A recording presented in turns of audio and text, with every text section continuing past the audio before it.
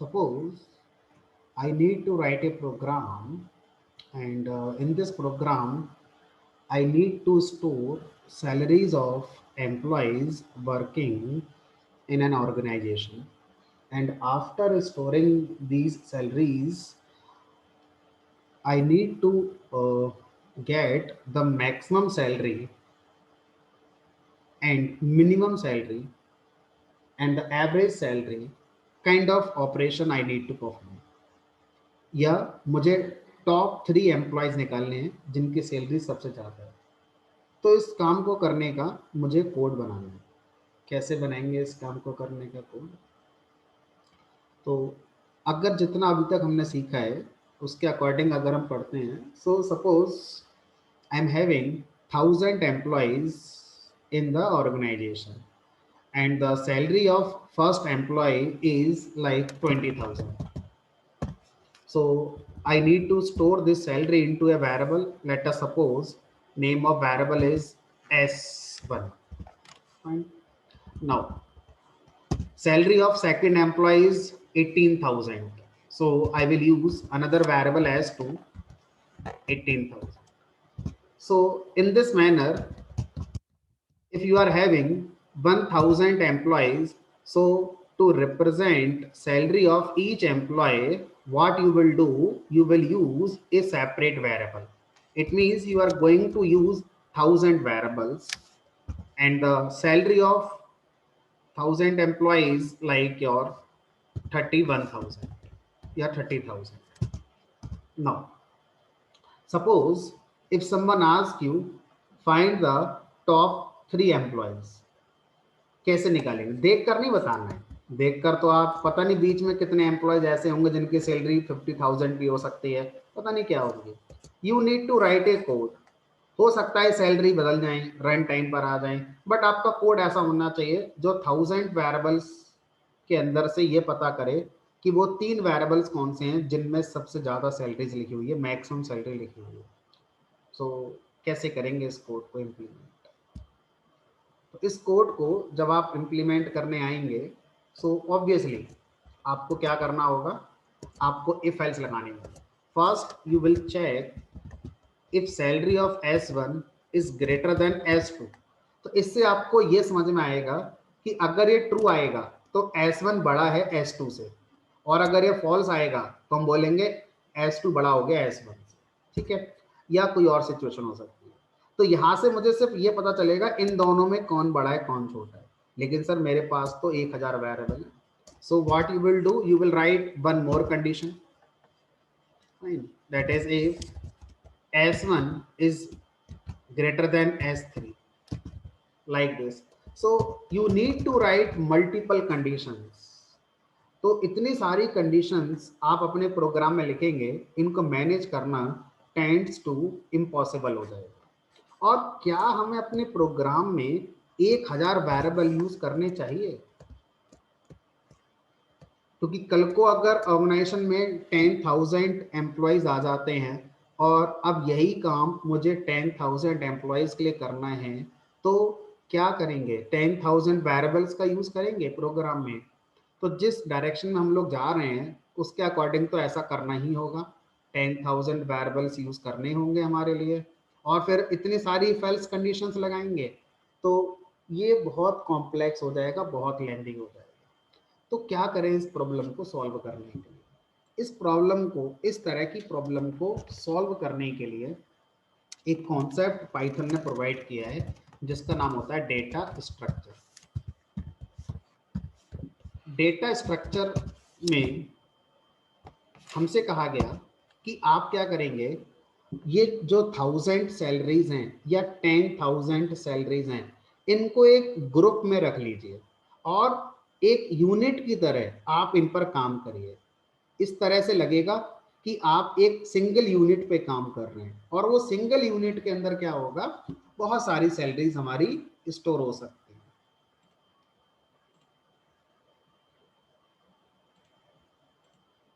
Fine.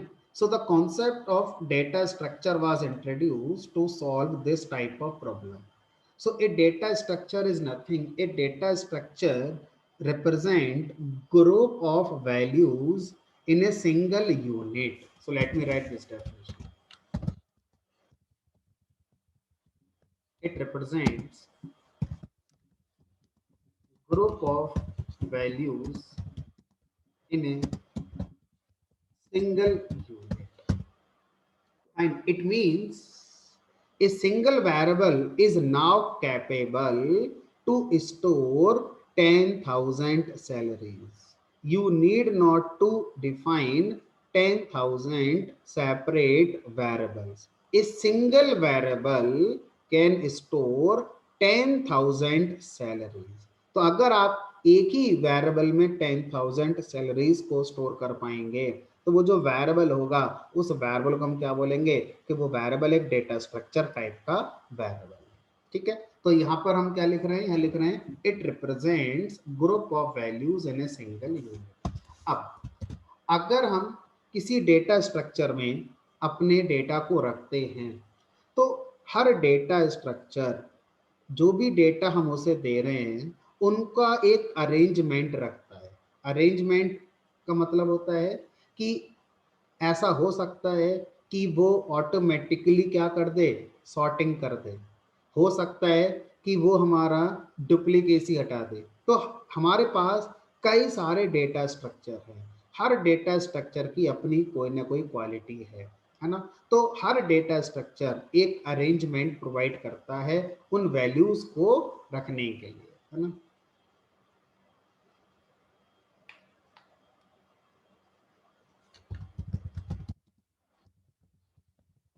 Python provides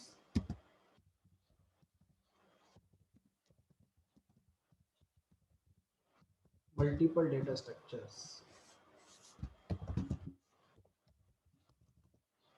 list, tuple, set, dictionary. These are the some important data structures that we should know in Python coding, like list, tuple, set, dictionary. Other than these data structures, we are also having like bytes, byte array, kind of data structures, numpy, pandas, kind of, right? तो वो advance level के data structure हो गए। Basic level पर अगर मैं देखूं तो बेसिक लेवल पर लिस्ट, टपल, सेट, डिक्शनरी, ये 4 डेटा स्ट्रक्चर होते हैं। और एडवांस लेवल पर आपका हो जाता है एरे, और उसके बाद आपका आता है डेटा फ्रेम।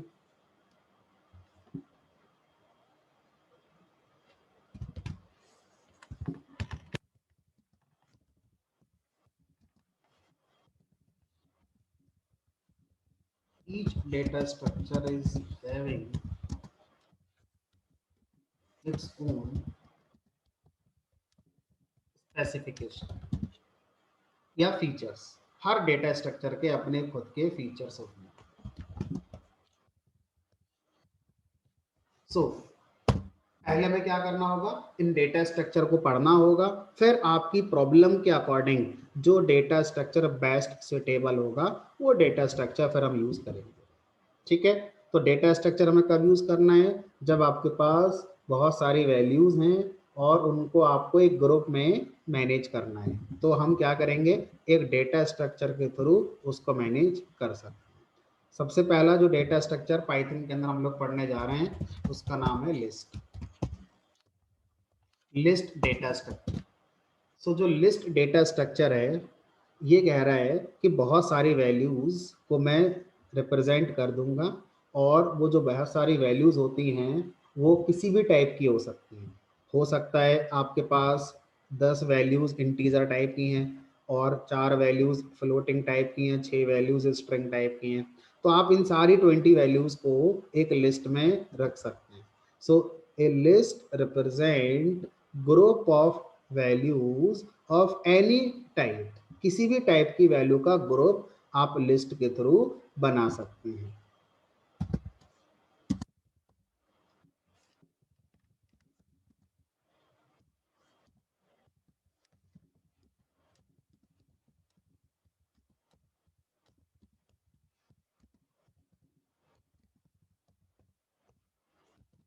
अब कितनी, अगर लिस्ट के अंदर मैं आपसे कहूंगा कि मैं बहुत सारे वैल्यूज रखूंगा तो ये तो समझ में आ गई कि किसी भी टाइप की वैल्यूज हो सकती हैं। कितनी हो सकती हैं, कोई लिमिट है? 10 रखनी है, 10,000 रखनी है, 10 लाख वैल्यू रखनी है?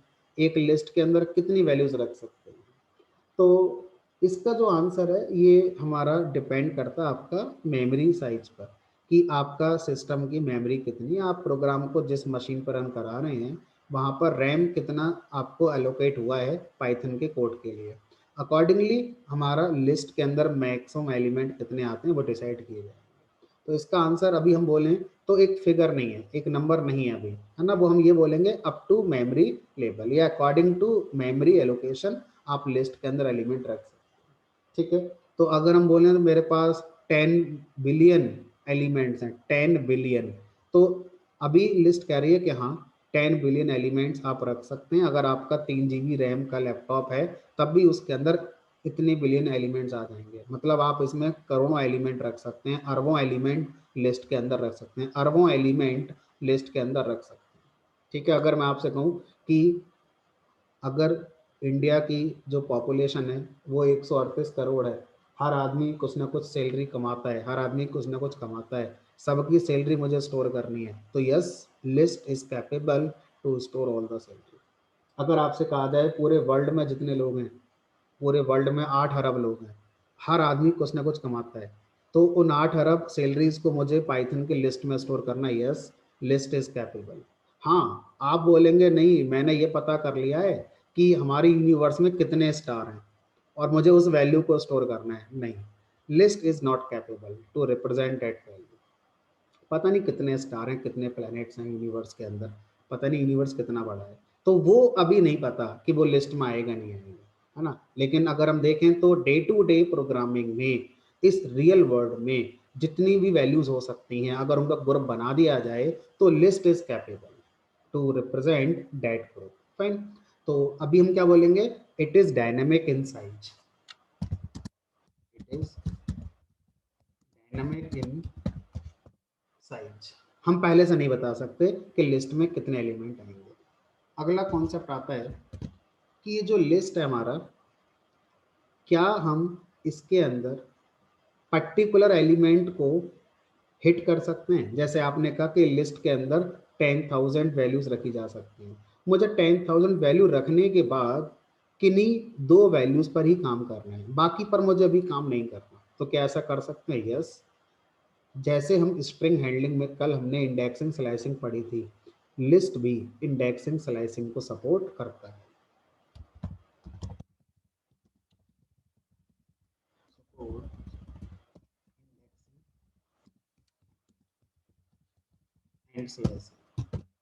Next point is what, sir जो आप एग्जाम्पल ले रहे हैं इसमें आपका एक ऑर्गेनाइजेशन के एम्प्लॉयज़ की सैलरीज आएंगी तो सैलरी तो डुप्लीकेट भी हो सकती है, ऐसे बहुत सारे एम्प्लॉयज़ हो सकते हैं जिनकी सैलरी 10,000 होंगी, ऐसे बहुत सारे एम्प्लॉयज़ हो सकते हैं जिनकी सैलरी 20,000 होगी, तो क्या लिस्ट डुप्लीकेट वैल्यू को स्टोर कर सकती है, आंसर इज यस। ठीक है,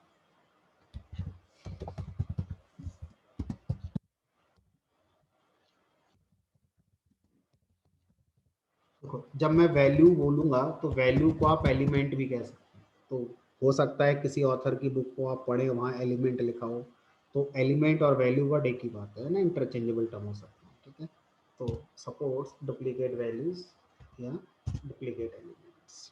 फाइन, अब क्या ऐसा हो सकता है कि मान लीजिए मेरा प्रोग्राम, मैंने 5 लाइन्स का प्रोग्राम लिखा, लाइन नंबर 1 पर मैंने लिस्ट बनाई और उसमें मैंने मान लीजिए कुछ सैलरीज को स्टोर कर दिया, फिर लाइन नंबर 3 पर मुझे कुछ नई सैलरीज स्टोर करनी है, कुछ नए एम्प्लॉय की हायरिंग हो गई, अब उनकी सैलरीज भी मुझे स्टोर करनी है, तो क्या लिस्ट एक बार बन जाने के बाद मॉडिफाई की जा सकती है, या बहुत सारे एम्प्लॉयज़ को फायर कर दिया गया, अब उनकी सैलरी मुझे स्टोर करने की ज़रूरत ही नहीं है, तो क्या हम लिस्ट में से एलिमेंट्स को डिलीट कर सकते हैं, हटा सकते हैं, आंसर इज यस। तो इसे क्या बोलते हैं पाइथन के अंदर, लिस्ट इज म्यूटेबल। म्यूटेबल का मतलब होता है modifiable, list is modifiable. List में अगर मैं 10,000 वैल्यूज़ को रखूँगा और मैं 10,000 वैल्यूज़ को वन बाई वन लिस्ट से फैच करूँगा, तो कौन सी वैल्यू मुझे पहले मिलेगी, क्या रैंडम ऑर्डर में मुझे वैल्यू मिलेंगी या अपने आप सॉर्ट होकर मिलेंगी असेंडिंग ऑर्डर डिसेंडिंग ऑर्डर में, या फिर जिस ऑर्डर में आपने रखी थी उसी ही ऑर्डर में मिलेंगी? तो by default list data structure का जो अरेंजमेंट होता है वो सेम ऑर्डर होता है। सेम ऑर्डर का मतलब है जो आपने इंसर्ट करते समय सैलरी जिस जगह रखी है, जिस पोजीशन पर रखी है, जब आप गेट करेंगे तो वो आपको उसी पोजीशन पर मिलेगी। अगर आपको सॉर्ट करनी है या कोई ऑपरेशन करना है तो उसका कोड आपको लिखना पड़ेगा। ठीक है, तो contains order of elements। Fine। अब लास्ट पॉइंट क्या है लिस्ट के बारे में, कि हमारा जो लिस्ट डेटा स्ट्रक्चर है इसको आप डायरेक्टली फॉर लूप के साथ यूज कर सकते हैं। अगर लिस्ट के अंदर 10,000 वैल्यूज रखी गई हैं तो हो सकता है आपको उन 10,000 वैल्यूज को इटरेट करना हो। So you can use list data type या list data structure with your for loop directly without using range function. ठीक है, तो यहाँ पर हम इस पॉइंट को क्या लिखेंगे, list is iterable. So if a data structure or if any data type is iterable, it means you can use that particular type with for loop directly, only with for loop। Right? तो ये क्या हो गया, ये हो गया हमारा list का कॉन्सेप्ट। अब कॉन्सेप्ट आता है कि भाई कोडिंग में कैसे करें, क्या लिखें ऐसा प्रोग्राम के अंदर कि हमारी लिस्ट बन जाए। क्योंकि अभी तक हमने कहानी समझ में आ गई कि लिस्ट क्या है, एक डेटा स्ट्रक्चर है। डेटा स्ट्रक्चर क्यों पढ़ रहे हैं, बहुत सारी वैल्यूज को एक ग्रुप की तरह हमें समझना है, तो हम क्या कर रहे हैं, एक लिस्ट या डेटा स्ट्रक्चर का यूज कर रहे हैं। जैसे अगर आपसे कहा जाए इस बैच में अभी इस मीटिंग में 9 स्टूडेंट्स हैं, तो वो जो 9 स्टूडेंट्स हैं मैंने उनको एक साथ मैनेज करना है, तो मैं इंडिविजुअली मैनेज ना करके मैंने क्या करा, मैंने एक व्हाट्सअप ग्रुप बना लिया। तो वो जो व्हाट्सअप ग्रुप है ना उसको आप क्या समझ सकते हैं, वो एक डेटा स्ट्रक्चर हो गया। ठीक है, यानी कि अगर मैं कोई भी ऑपरेशन करूंगा तो वो सारे एलिमेंट के लिए हो जाएगा। ठीक है, इस तरह से आप विजुलाइज कर सकते हैं, समझ सकते हैं ग्रुप को। ग्रुप का मतलब वही ग्रुप है जो व्हाट्सएप ग्रुप होता है। ठीक है, तो वहां पर हम क्या कर रहे हैं, बहुत सारे पार्टिसिपेंट्स को एक सिंगल यूनिट की तरह कंसीडर कर रहे हैं। अगर मैंने कोई मैसेज शेयर किया ग्रुप में सबको मिल जाएगा, काइंड ऑफ दिस। ठीक है, तो डेटा स्ट्रक्चर क्या है, बहुत सारी वैल्यूज को एक ग्रुप में मैनेज करना, क्या कहलाता है, हमारा डेटा स्ट्रक्चर का कॉन्सेप्ट कहलाता है। ठीक, चलो तो उसमें से हम पहला डेटा स्ट्रक्चर पढ़ रहे हैं जिसका नाम है लिस्ट। अब आता है सिंटैक्स, क्या लिखें यहाँ पर ऐसा कि पाइथन के प्रोग्राम में लिस्ट बन जाए। तो कई सिंटैक्स हैं जो पाइथन ने हमें प्रोवाइड करेंगे। Very first syntax is you can have a variable I J K X Y Z L, कुछ भी वेरिएबल आप ले सकते हैं, इक्वल टू, आपको क्या करना है, स्क्वायर ब्रैकेट का पेयर लगाना है, और यहाँ पर अपनी जो वैल्यूज हैं उनको कॉमा से सेपरेट करते हुए लिखें। वैल्यू 1 वैल्यू 2 डॉट डॉट, जितने चाहें उतनी वैल्यू आप यहाँ पे क्या कर सकते हैं, कॉमा से सेपरेटेड करके लिख सकते हैं। तो जब आप इस तरह से बहुत सारी वैल्यूज को कॉमा से सेपरेट करते हुए स्क्वायर ब्रैकेट के पेयर में स्टोर कर देते हैं, तो यही स्क्वायर ब्रैकेट का पेयर एक लिस्ट डेटा स्ट्रक्चर कहलाता है। और आप इसको आगे के प्रोग्राम में फिर से यूज करना चाहते हैं तो आप इसे एक वेरिएबल में रख देते हैं, तो ये वेरिएबल अब क्या कहलाएगा, लिस्ट टाइप का वेरिएबल कहलाएगा। ठीक है, तो इसको प्रोग्राम के अंदर पहले लिख कर देखते हैं यूज करते हुए।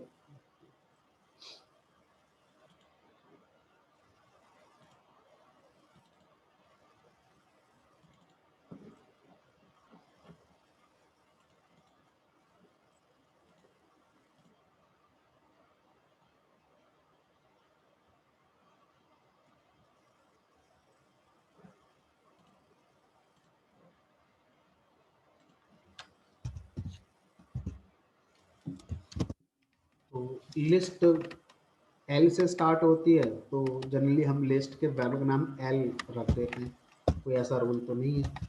स्क्वायर ब्रैकेट के अंदर मैंने अपनी वैल्यूज लिख दी, लाइक 10, 20, फिर 10 कर दिया, फिर 10 कर दिया, और फ्लोटिंग वैल्यू भी लिख दी और स्ट्रिंग वैल्यू भी लिख दी मैंने यहाँ पर। ठीक है, तो इस तरह से मैं यहाँ पर क्या कर रहा हूँ, डिफरेंट डिफरेंट टाइप की वैल्यूज़ को लिख दे।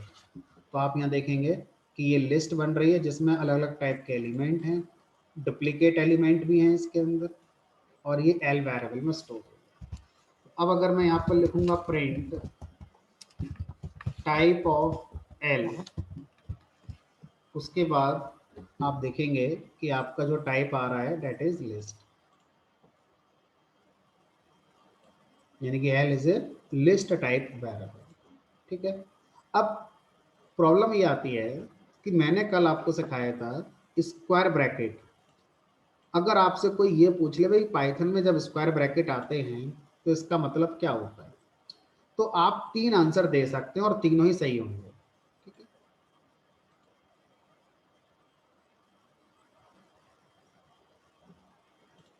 है।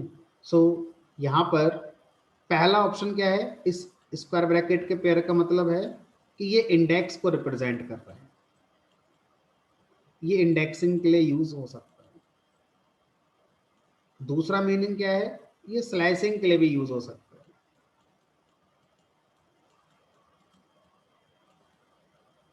और तीसरा मीनिंग क्या है, जो अभी आपने पढ़ाया, लिस्ट के लिए भी यूज हो सकता है। तो सर हमें पता कैसे चलेगा कि ये जो स्क्वायर ब्रैकेट है ये कब इंडेक्सिंग की तरह यूज हो रहा है, कब ये स्लाइसिंग की तरह यूज हो रहा है, और कभी ये लिस्ट की तरह यूज हो रहा है।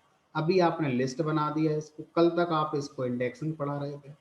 तो हमें सीखना होगा, सिंटैक्स को समझना होगा। जब हम इसको किसी वेरिएबल के प्रीफिक्स में यूज करते हैं, ध्यान से देखेंगे सिंटैक्स, और यहाँ पर कोई एक पोजीशन लिखते हैं, तो ये हमारा एक क्या कहलाता है, ये हमारा इंडेक्स ऑपरेटर कहलाता है। तो ये जो वेरिएबल है ये स्ट्रिंग वेरिएबल हो सकता है, ये लिस्ट भी हो सकता है, कुछ भी हो सकता है। उसके किसी पर्टिकुलर एलिमेंट तक पहुंचने के लिए हम ये नोटेशन यूज करते हैं। स्लाइसिंग का मतलब होता है कि कोई वेरिएबल होगा, उसके साथ में स्क्वायर ब्रैकेट आएगा, और यहाँ पर ये 2 कॉलन आपको दिखाई देंगे, तो ये क्या कहलाएगा, स्लाइसिंग कहलाएगा। अगर ये लिस्ट है तो ये जो वेरिएबल है ना ये साथ में नहीं होगा, इंडिपेंडेंट स्क्वायर ब्रैकेट होंगे, और जो आपकी वैल्यूज हैं वो कॉमा सेपरेटेड करके लिखी गई होंगी। अगर इस तरह का कहीं भी नोटेशन आता है, ध्यान रखना है इसके पहले वेरिएबल नहीं है, तो ये क्या कहलाएगा, फिर ये लिस्ट कहलाएगा। अब देखो ये लिस्ट है, ठीक है, ये यहाँ पर हमने लिस्ट का यूज किया हुआ है। ठीक, तो इस तरह से ये इंडेक्सिंग है अगर ये सिंटैक्स यूज किया गया, ये स्लाइसिंग है अगर ये सिंटैक्स यूज किया गया, और यही लिस्ट है अगर इंडिपेंडेंटली स्क्वायर ब्रैकेट को यूज किया गया और उसके अंदर कॉमा सेपरेटेड वैल्यूज हमारी लिखी हुई है, तो ये हमारा लिस्ट को रिप्रेजेंट करेगा। ठीक, आगे बढ़ते हैं। अब हमने एल का टाइप प्रिंट करा लिया, अब हम ये प्रिंट करना चाहते हैं एल को। तो जब मैं एल को प्रिंट कराऊंगा तो L as a single unit print हो जाएगा। जब ये सिंगल यूनिट प्रिंट होगा तो ये अपने सारे एलिमेंट को उसी ऑर्डर में प्रिंट करा देगा जिस ऑर्डर में हमने लिस्ट के अंदर इसको रखा था।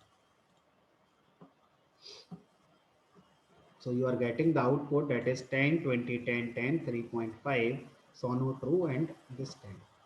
And you can also see that it is maintaining this duplication. 10, 10, then again 10. तो यहाँ पर आप देख सकते हैं किसी भी टाइप के एलिमेंट हैं और डुप्लीकेट वैल्यूज भी अलाउड हैं, उसी ऑर्डर में है जिस ऑर्डर में आपने रखा था। ठीक है। अब अगर मैं लिस्ट का कोई पर्टिकुलर एलिमेंट गेट करना चाहता हूँ तो उसी तरह से आप इंडेक्सिंग यूज करेंगे। इस बार लिस्ट वेरिएबल लगाएंगे इंडेक्स के लिए, एल स्क्वायर ब्रैकेट। अब यहाँ पर देखो मैं क्या कह रहा हूँ, ये इंडेक्स ऑपरेटर है क्योंकि इसके पहले क्या आ गया, एक वेरिएबल। ये वेरिएबल स्ट्रिंग हो सकता था, ये वेरिएबल लिस्ट भी हो सकता है, ये वेरिएबल टपल भी हो सकता है ना। तो ये हमारा कोई भी वेरिएबल हो सकता है, जो भी हमारे रूल के अकॉर्डिंग है वो हम लिख सकते हैं। तो अब मैं इस लिस्ट के पर्टिकुलर एलिमेंट को गेट करना चाहता हूँ। तो जिस तरह से हमने इंडेक्सिंग स्ट्रिंग में देखी थी 0, 1, 2 और इधर से -1, -2, सेम इंडेक्सिंग लिस्ट के एलिमेंट को भी दी जाती है। पहला एलिमेंट 0 इंडेक्स पर होगा, आखिरी एलिमेंट हमारा -1 पर होगा। ठीक है, तो इस तरह से 0 वाली इंडेक्सिंग भी चलेगी और -1 वाली इंडेक्सिंग रिवर्स डायरेक्शन में भी चलेगी। तो अगर मैं लिखूंगा L of -1, it means you will get this value, that is. and if I write here L of 0, obviously you will get this 10. Instead of this 0, if I write here 10, sorry 1, L of 1, you will get this 20.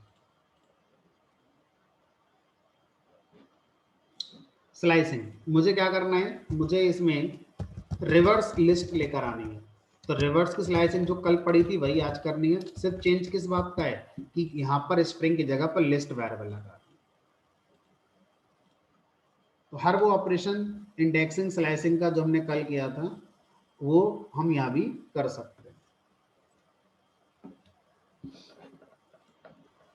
ठीक है, चलिए अब बात आती है कि list को हम लूप के साथ इस्तेमाल कर सकते हैं डायरेक्ट। कैसे लिखेंगे इसका code? So you will write for I in and your list variable. तो in this program list variable name is L, so you will write this L, then this. So how many times this loop will iterate? Depend on the length of this list. So you can also use len function here, same as string. You can also use len function to find the length of a list. Length of a list is number of elements present in this list. So how many elements are there in this list right now? 1, 2, 3, 4, 5, 6, 7, 8. So here you will get output 8. Now it means if you use this list with for loop, this loop will iterate 8 times, and for each iteration in this variable I you will see element of this list. पहले आपको 10 मिलेगा, then 20 मिलेगा, and so on. So if you try to print this I, you will see 8, 10, 20, 10, 10, 3.5, so on, true.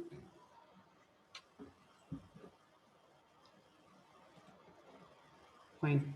Now this is one way to create the list. We are also having some other ways to create a list. Another way is what? अगर मैं list को empty बनाना चाहता हूँ तो मैं सीधा लिखूंगा L equal to this square bracket. तो इस तरह से जो लिस्ट बनेगी वो एम्प्टी लिस्ट बनेगी, उसमें कोई भी एलिमेंट नहीं होगा।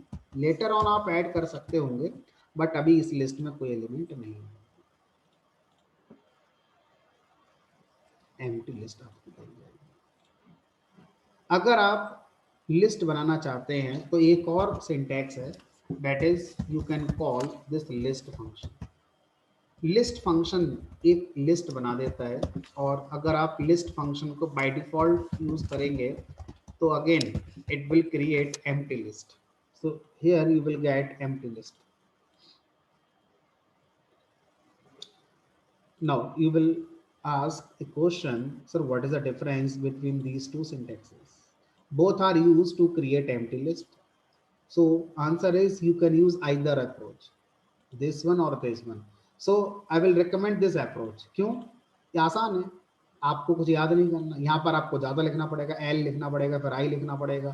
तो ये बनाई क्यों फिर, जब लिखना ज़्यादा पड़ेगा, ये वाली बात है। तो इसका पर्पस डिफरेंट है। So generally we use list function to create a list when I need to create a list from an existing iterable।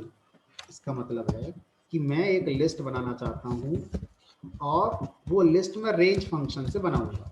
तो रेंज फंक्शन से भी आप क्या बना सकते हैं, लिस्ट को बना सकते हैं। तो रेंज फंक्शन से क्या जनरेट होगा, एक सीक्वेंस जनरेट होगी 1 to 9, और वही एलिमेंट किसके अंदर आ जाएंगे, लिस्ट के अंदर आ जाएंगे।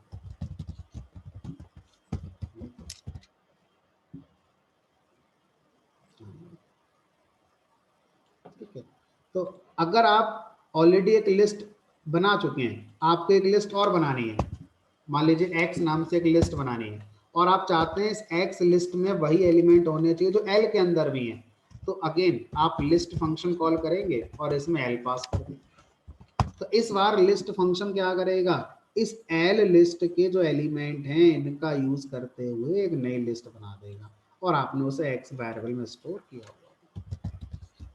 Print of x,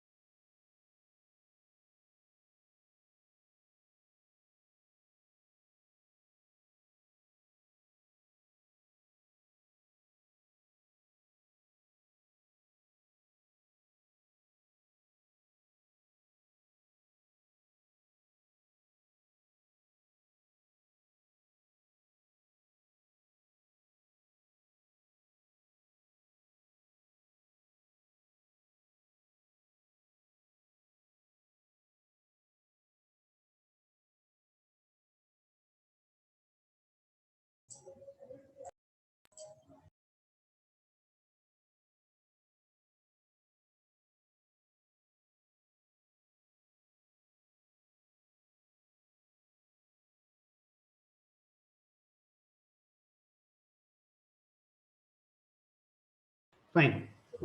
So this is the way to create list in Python programming language. So first option is you can create list using comma separated values. So this approach is useful if you know values in advance. Fine. And this approach is useful when you don't know the values in advance. Later on, you will add values in this list. So this approach is useful. And if you need to create a list using existing sequence can be a range, existing sequence can be a tuple, can be a list, can be another list. So in that particular situation, list function is useful.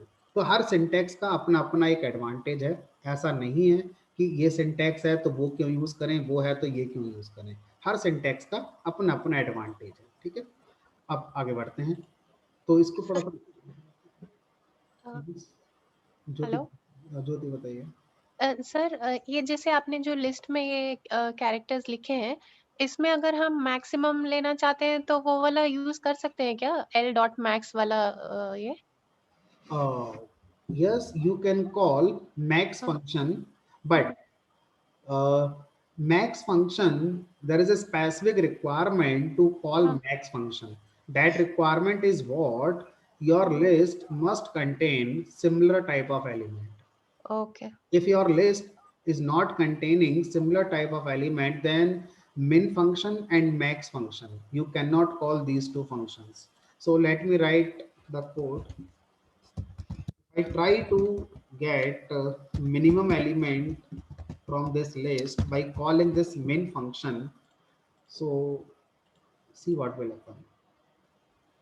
You will get error because min function internally क्या कर रहा है, comparison कर रहा है, less than greater than, and जी, comparison is allowed with similar type of values, not different type of values. Fine. So now instead of this list, if I create another list having similar type of element, that is 10, 20, 30, 0, -1, -2, and then 50.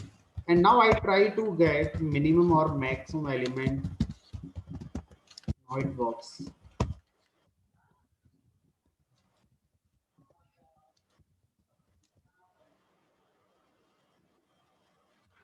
या, So, so this is the disadvantage of heterogeneous list. So in some languages, like in C++, C, Java languages, it is not possible to have this type of values in data structure.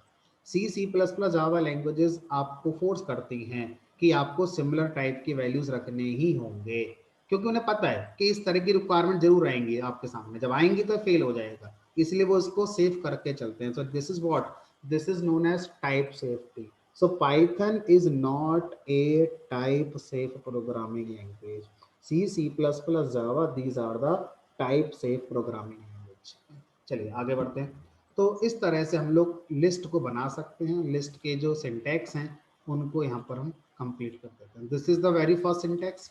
Second syntax is you can also create this using empty, if you need to create empty list, another is this list, and last one is this, that is existing iterable. Iterable means it can be a range function, it can be existing list, it can be tuple set kind of function. So these are the commonly used syntaxes that we use in Python to create the list. Right, now let's move ahead. मान लीजिए मेरे पास जो list है,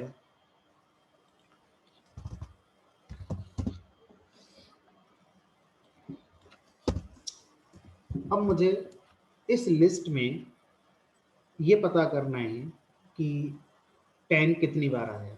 so again list offers count method. So count method is also there in string, and count method is also available in this list. So if I need to count the occurrence of an element, so I will write l dot count and then that element that I need to count. So if I run this code, you will get 1, 2, 3, and sorry 4, because you are also having this 10. Now in list, suppose I need to add one more element. After creating this list, I need to add one more element. So there are basically two options to add element to this list. First option is append method. So you need to call append l dot append, and this append method you need to pass your element that you want to add या that you want to append to the list. तो append method ये कहना चाह रहा है कि भाई मैं लास्ट में ऐड करूंगा, इसलिए मेरा नाम append है. append चीजें लास्ट में होती हैं, ठीक है. तो मैंने यहाँ पे लिख दिया मान लीजिए 50. so after append method call, if you try to print this list, print of l, and before this append method call, if you write print of l, तो यहाँ पर आपको 50 नजर नहीं आएगा लास्ट में, लेकिन यहाँ पर आपको 50 नजर आएगा.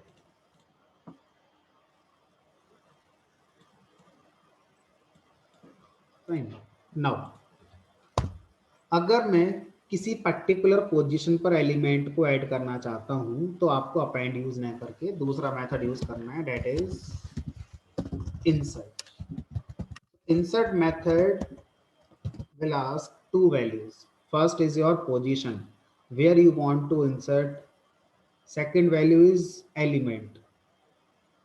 So if I write here 0 and then if I write here 100, it means first is your position, second is your value that you want to insert.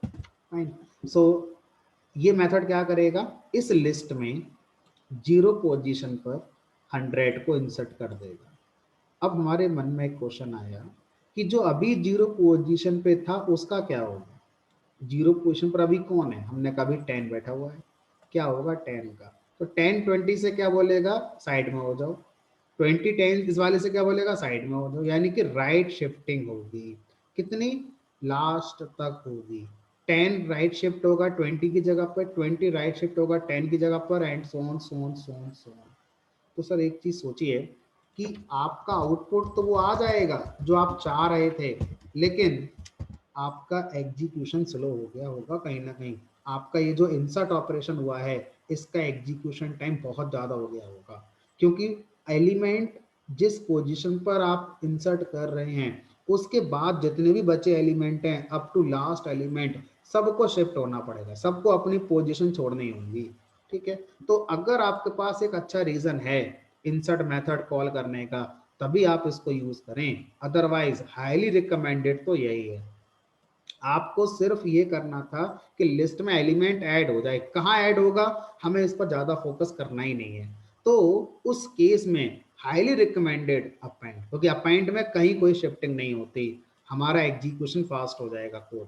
ठीक है. बट अगर आपकी रिक्वायरमेंट ऐसी है तो अब एग्जीक्यूशन को छोड़ना पड़ेगा आपके लिए, है ना. फिर उसके लिए आप अपनी रिक्वायरमेंट पहले रखते हैं. चलिए, अपेंड और इंसर्ट मेथड. अब मैं किसी भी एलिमेंट को रिप्लेस करना चाहता हूँ, मुझे लिस्ट का साइज बढ़ाना ही नहीं है. ना तो मैं इंसर्ट करूंगा शिफ्टिंग कराऊंगा, ना मैं अपेंड करूंगा. मैं चाहता हूँ कोई एलिमेंट रिप्लेस हो जाए. तो मैं चाहता हूँ कि जो 0 पोजीशन पर है वो हमारा रिप्लेस हो जाए. तो यहाँ पर हम असाइनमेंट ऑपरेटर यूज करेंगे विद इंडेक्सिंग. तो मैं लिखूंगा एल इंडेक्स ऑपरेटर और पोजीशन, 0 पोजीशन की जो वैल्यू है वो मैं चेंज करना चाहता हूँ, इक्वल टू जो नई वैल्यू देना चाहते हैं वो आप नई वैल्यू दे दीजिए. लाइक मैंने दे दिया 40. तो अब क्वेश्चन ये है कि 0 पोजीशन पर 10 शिफ्ट होगा. हमने कहा नहीं. ध्यान से समझेंगे, जिस लाइन पर आप लिस्ट के साथ कोई ऑपरेशन करने जा रहे हैं उस लाइन तक जो अपडेटेड लिस्ट है ऑपरेशन उस अपडेटेड लिस्ट पर होगा, ना कि सबसे पहले जो बनाई थी उस पर होगा. ठीक है. तो इस समय 0 पोजीशन पर कौन है, हमने कहा 0 पोजीशन पे 100 आ चुका है. तो इसका मतलब है जो 100 है उसकी जगह पर अब कौन आ जाएगा, 40 आएगा. ठीक है. तो जब भी कोई ऑपरेशन होगा वो अपडेटेड लिस्ट पर होगा. 100 की जगह पर कौन आ गया, 40 आ गया. कोई शिफ्टिंग नहीं हुई. शिफ्टिंग होती तो 100 यहाँ नजर आता आपको, साइज नहीं बढ़ा, उतना ही साइज है. ठीक है. इसका मतलब क्या हुआ. सर ऐसे केस में लिस्ट में मतलब आप जब नया कुछ एलिमेंट डालते हैं तो वो चेंज हो जाता है. जैसे कल हमने देखा था कि वो चेंज नहीं होता है, जो ओरिजिनल स्ट्रिंग है वो चेंज नहीं होती है. हाँ, तो अब ये क्वेश्चन आपका अच्छा है। कल हमने स्ट्रिंग पढ़ा और आज हम लिस्ट पढ़ रहे हैं। तो जो आपका क्वेश्चन है उस क्वेश्चन का जो टेक्निकल आंसर है पहले मैं वो दे देता हूँ, फिर उसका explanation. String is immutable, IMMUTABLE. List is mutable. This is the technical answer.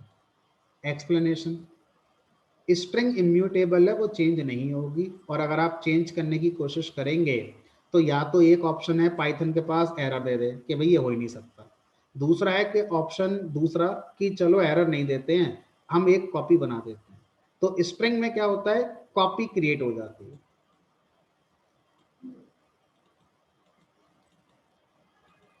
Copy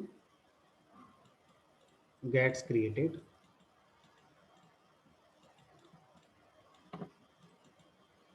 for any change। ठीक है, म्यूटेबल का मतलब होता है कि हमारा जो लिस्ट है उसी में चेंज हो जाएगा, कोई कॉपी नहीं बनेगी।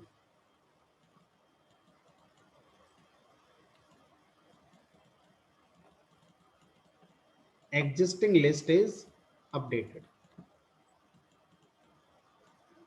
और मॉडिफाइड, जो वर्ड यूज करना चाहें वो आप यूज कर सकते हैं। ठीक है, तो ये कल की तरह नहीं होगा, यानी कि जो इंसर्ट करा है, इंसर्ट करने से कॉपी क्रिएट नहीं हुई और उसी लिस्ट के अंदर आपका इंसर्ट हो गया, और आपको वो कहीं स्टोर करने की किसी वेरिएबल में जरूरत नहीं है, क्योंकि उसी लिस्ट में हमारा क्या हो जा रहा है, चेंज होता जा रहा है। ठीक है, तो list is mutable, string is immutable.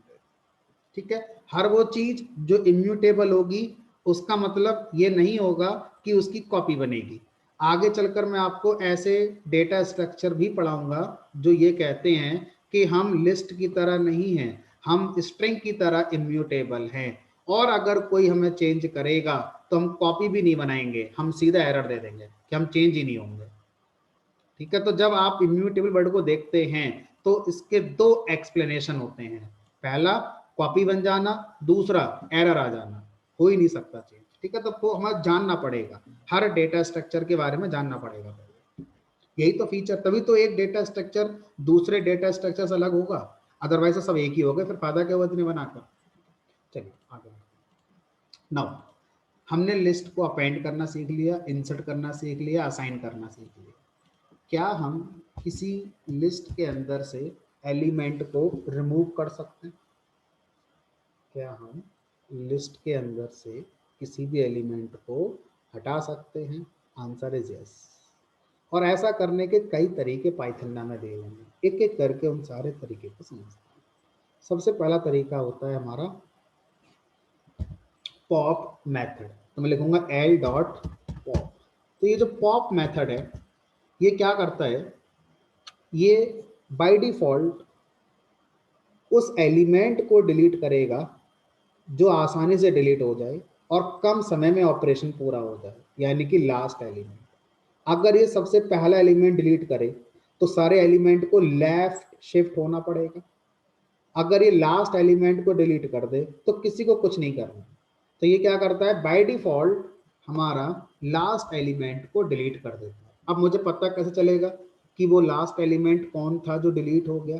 तो ये पॉप क्या करता है, उस एलिमेंट को लाकर आपको देता है। तो ध्यान रखना, पॉप मेथड से लिस्ट नहीं आ रही है, पॉप मेथड से वो एलिमेंट आता है जो इसने पॉप ने अभी डिलीट किया था। और ये कौन सा डिलीट करता है, हमेशा लास्ट एलिमेंट डिलीट करेगा। तो मान लीजिए आपने उस एलिमेंट को ई में स्टोर कर लिया, कल को दोबारा ऐड करना पड़े तो ई में रखा हुआ है, फिर से अपॉइंट कर देना उसे। अगर मैं प्रिंट कराऊं ई और एल तो ई में आएगा लास्ट एलिमेंट जो डिलीट हुआ है, और एल के अंदर वो नहीं होगा क्योंकि वो लिस्ट से डिलीट हो चुका है। ये आ गया 50, लास्ट एलिमेंट 50 था, अब लिस्ट में नहीं है, वो हमारा हट चुका है लिस्ट से। ठीक है, तो इस तरह से हम क्या कर सकते हैं, इस तरह से पॉप मेथड की बात करते हैं।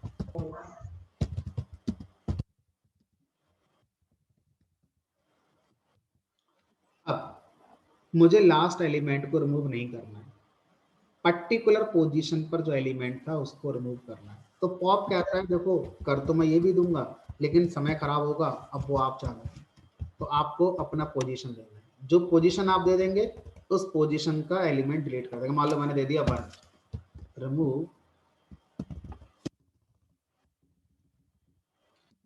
Element of first position.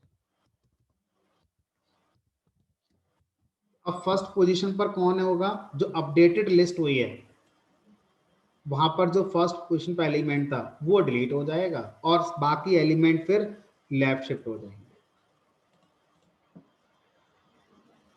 तो यहाँ पर फर्स्ट पे कौन था 10, देखो ये 0 पर है, ये 1 है, अपडेटेड लिस्ट यही हुई ना बाद में। तो इस लिस्ट में फर्स्ट पे कौन है 10, तो वो रिमूव हो गया, बाहर आ गया। अब बाकी सब लेफ्ट शिफ्ट हो गए, देखो ये सब लेफ्ट शिफ्ट हो गए। तो इस तरह से पॉप मेथड, जब आप इसे नहीं बताते क्या डिलीट करना है, तो ये अपने आप जाके लास्ट एलिमेंट डिलीट करके आ जाता है और जो एलिमेंट डिलीट किया है उसको लाकर भी आपको देता है। अगर आप इसको पोजीशन देना चाहते हैं तो ये पोजीशन भी एक्सेप्ट कर लेगा और फिर उस पोजीशन का एलिमेंट जाके डिलीट कराएगा। ठीक है। अब हमारे पास एक और तरीका है जो एक यूनिवर्सल वे है throughout Python coding. It is not specific to list.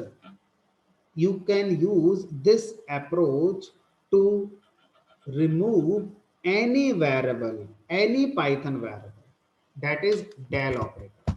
Using del operator आप किसी भी वेरिएबल को मेमोरी से डिलीट कर सकते हैं। अगर आप लिख देंगे del l तो ये क्या करेगा, पूरी लिस्ट को डिलीट कर देगा। अब चाहे ये लिस्ट है, चाहे इंटीजर है, चाहे फ्लोट है, चाहे स्ट्रिंग है, किसी भी टाइप के वेरिएबल को जो कभी आपने कोड में बनाया था, अगर आप उसे डिलीट करना चाहते हैं तो del ऑपरेटर यूज कर सकते हैं। तो it is not specific to list. हम इसे पढ़ जरूर लिस्ट टॉपिक के अंदर रहे हैं, लेकिन एक जनरल कॉन्सेप्ट है पाइथन। ठीक है। तो अगर मैं यहाँ पर लिस्ट को डिलीट करने के बाद तो लिस्ट को प्रिंट करने की कोशिश करूंगा, so now you are getting error, name l is not defined। But मुझे पूरी लिस्ट डिलीट नहीं करनी है, मुझे तो लिस्ट का कोई एक एलिमेंट रिमूव करना है। तो यहाँ पर आप पोजीशन बताएंगे और पोजीशन के थ्रू वो डिलीट कर देगा। मैंने 0 लिख दिया तो ये क्या करेगा, इस लिस्ट के 0 पोजीशन पर जो एलिमेंट है उसको डिलीट कर देगा। लेकिन ये आपको del बताएगा नहीं मैंने क्या डिलीट कर दिया, यानी कि आप इसको एक वेरिएबल में स्टोर नहीं कर रहे हैं।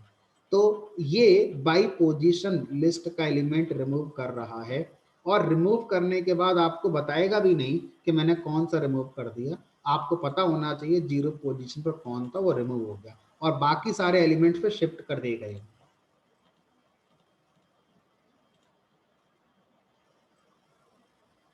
ठीक है। तो 0 पोजीशन पर जो एलिमेंट था वो आपका रिमूव हो गया।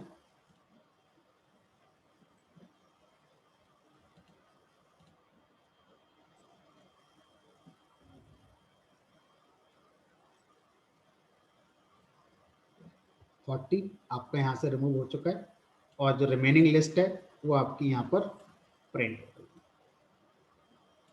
ठीक है। अब क्या ऐसा कोई तरीका है जिससे मैं किसी भी एलिमेंट को ही रिमूव कर दूं? मुझे ये नहीं पता कि वो किस पोजीशन पर है, लेकिन मुझे ये पता है वो एलिमेंट कौन है। मुझे 10 को रिमूव करना है, मुझे नहीं पता वो किस पोजीशन पर है। तो क्या ऐसा कर सकते हैं? Answer is yes. कैसे करेंगे ये? तो ऐसा करने के लिए रिमूव मेथड हमें दिया गया। तो लिखेंगे एल डॉट, यहाँ पर लिखा मैंने एल डॉट रिमूव और जो रिमूव मेथड है इस रिमूव मेथड में हम क्या लिखेंगे, अपना एलिमेंट। ध्यान रखना ये पोजीशन नहीं है,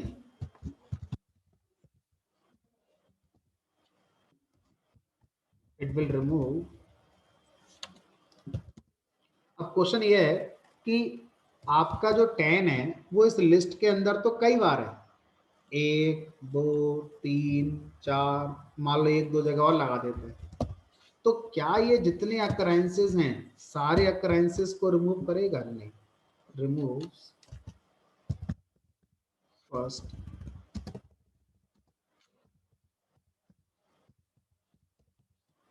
occurrence of, so it will remove only first occurrence of this element, not all the occurrences। और ये आपको कुछ बताएगा थोड़े ही, क्योंकि आपको तो पता ही है कौन रिमूव हुआ है। 10 ही तो रिमूव हुआ है, तो ये कुछ नहीं बताता। नाउ यू विल सी कि आपका जो 10 है, जो पहली बार था वो यहाँ था, ये खत्म हो गया, ये अभी भी है, ये वाला अभी भी है, और ये वाला अभी भी है। तो अब आप बोलेंगे सर कोई ऐसा मेथड, कोई ऐसा तरीका जिससे हम जितने भी हमारे ये 10 हैं सारे के सारे रिमूव हो जाएं। तो पाइथन ने ऐसा कोई रेडीमेड मेथड नहीं दिया हुआ है। अगर आप चाहते हैं कि जितने भी अकरेंसेस हैं 10 की, ये सारी की सारी रिमूव हो जाएं, तो आपको कोड लिखना होगा। तो कोड मैं आपको लिख कर दिखाता हूँ।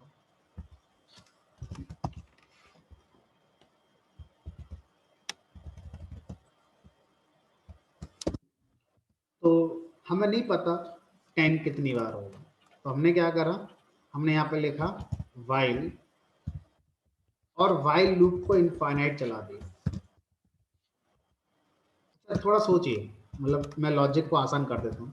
अगर मैं लिखूँ l dot remove 10, again if I right l dot remove 10, and again if I right l dot remove 10, तो आप ये सोचेंगे कि भाई ये तो फर्स्ट अकरेंस रिमूव करता है, फर्स्ट अकरेंस तो यहाँ थी, अब यहाँ से 10 चला गया, अब यहाँ एरर आ जाएगी।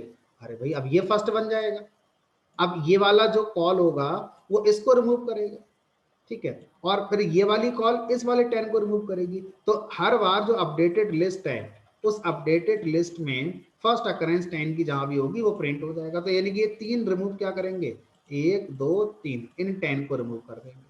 अब मैं आपसे यही कह रहा हूं, मुझे पता ही नहीं कितनी बार, तो मैंने क्या करा, मैंने यहाँ पर एक इनफाइनाइट लूप चला दिया, क्योंकि मुझे रिमूव मेथड कई बार चलाना है, तो मैंने लूप में चला दिया, बार बार क्यों लूप में लिख दिया मैंने l डॉट रिमूव, लिख दिया 10। लेकिन सर प्रॉब्लम ये है कि ये तो कभी रुकेगा ही नहीं, ये तो इनफाइनाइटली चलता रहेगा। और जब 1 2 3 4 5, जब ये 5 जगह से रिमूव कर देगा और छठी बार रिमूव करने जाएगा तो एरर आ जाएगी, बोलेगा 10 तो है ही नहीं, रिमूव क्या करूंगा मैं, तो ये एरर दे देगा। तो आप क्या करेंगे, रिमूव करने से पहले चेक करेंगे क्या 10 एग्जिस्ट करता भी है नहीं करता है। इफ 10 इन एल, कल पढ़ा था इन ऑपरेटर, सेम यहां भी यूज करेंगे। अगर ऐसा है तो रिमूव कर दो, और अगर 10 है ही नहीं एल के अंदर, इसका मतलब अब आपको लूप आगे नहीं चल सकता, और अब आप लिस्ट को प्रिंट कराइए इस कोड से पहले, और लिस्ट को प्रिंट कराइए इस कोड के बाद। तो कोई भी एलिमेंट हो सकता है, 10 की जगह आप वो एलिमेंट लिख दीजिए, बस इतना चेंज कर। यहाँ पर देखो ये सारा एलिमेंट, और ये आपका, ठीक है। तो इस तरह से हम क्या कर सकते हैं, सारे एलिमेंट, सारे अकरेंसेस किसी भी एलिमेंट के हम यहाँ से रिमूव कर सकते हैं। अब हमारे पास एक और तरीका है जो क्या करता है, किसी भी लिस्ट के सारे एलिमेंट को रिमूव कर देता है, यानी कि लिस्ट एम्प्टी हो जाएगी, कुछ नहीं बचेगा उसके अंदर। तो उस मेथड का नाम है क्लियर।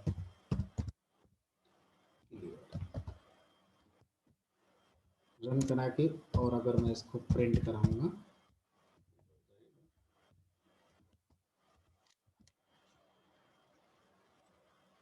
तो यानी कि लिस्ट एम्प्टी हो गई, लिस्ट में अब कुछ नहीं बचा। तो इस तरह से हम क्या कर सकते हैं, लिस्ट पर मॉडिफिकेशन कर सकते हैं, एलिमेंट को ऐड कर सकते हैं, एलिमेंट को डिलीट भी कर सकते हैं। आगे बढ़ते हैं।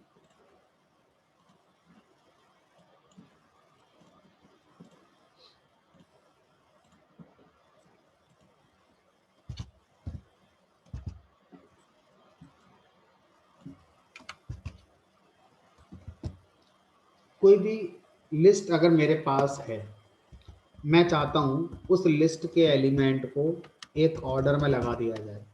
तो किसी भी लिस्ट के एलिमेंट को ऑर्डर में हम तभी लगा सकते हैं जब हमारा उसमें सेम एलिमेंट हो, सेम टाइप के एलिमेंट, या सारे न्यूमेरिक हो या सारे स्ट्रिंग हो, ठीक है।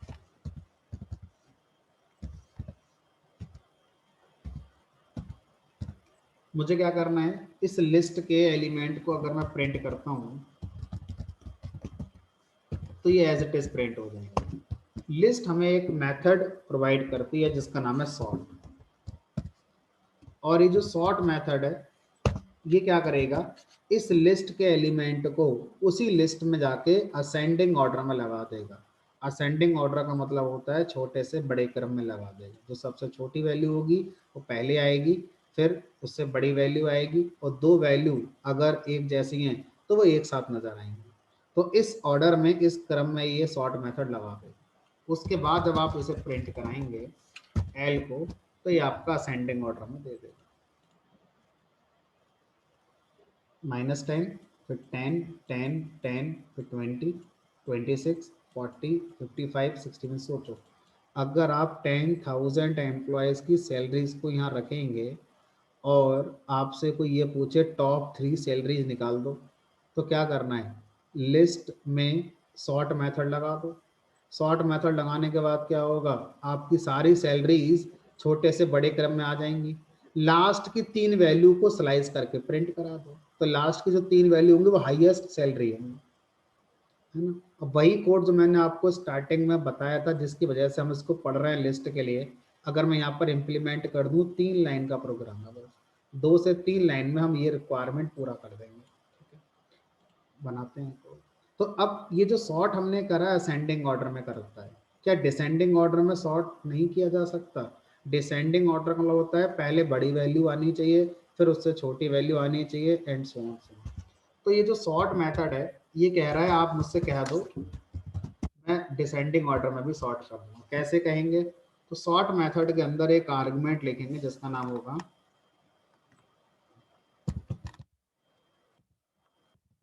रिवर्स, और रिवर्स आर्गुमेंट की वैल्यू क्या लिखेंगे यहाँ पर, देखते हैं रिवर्स से चलता है।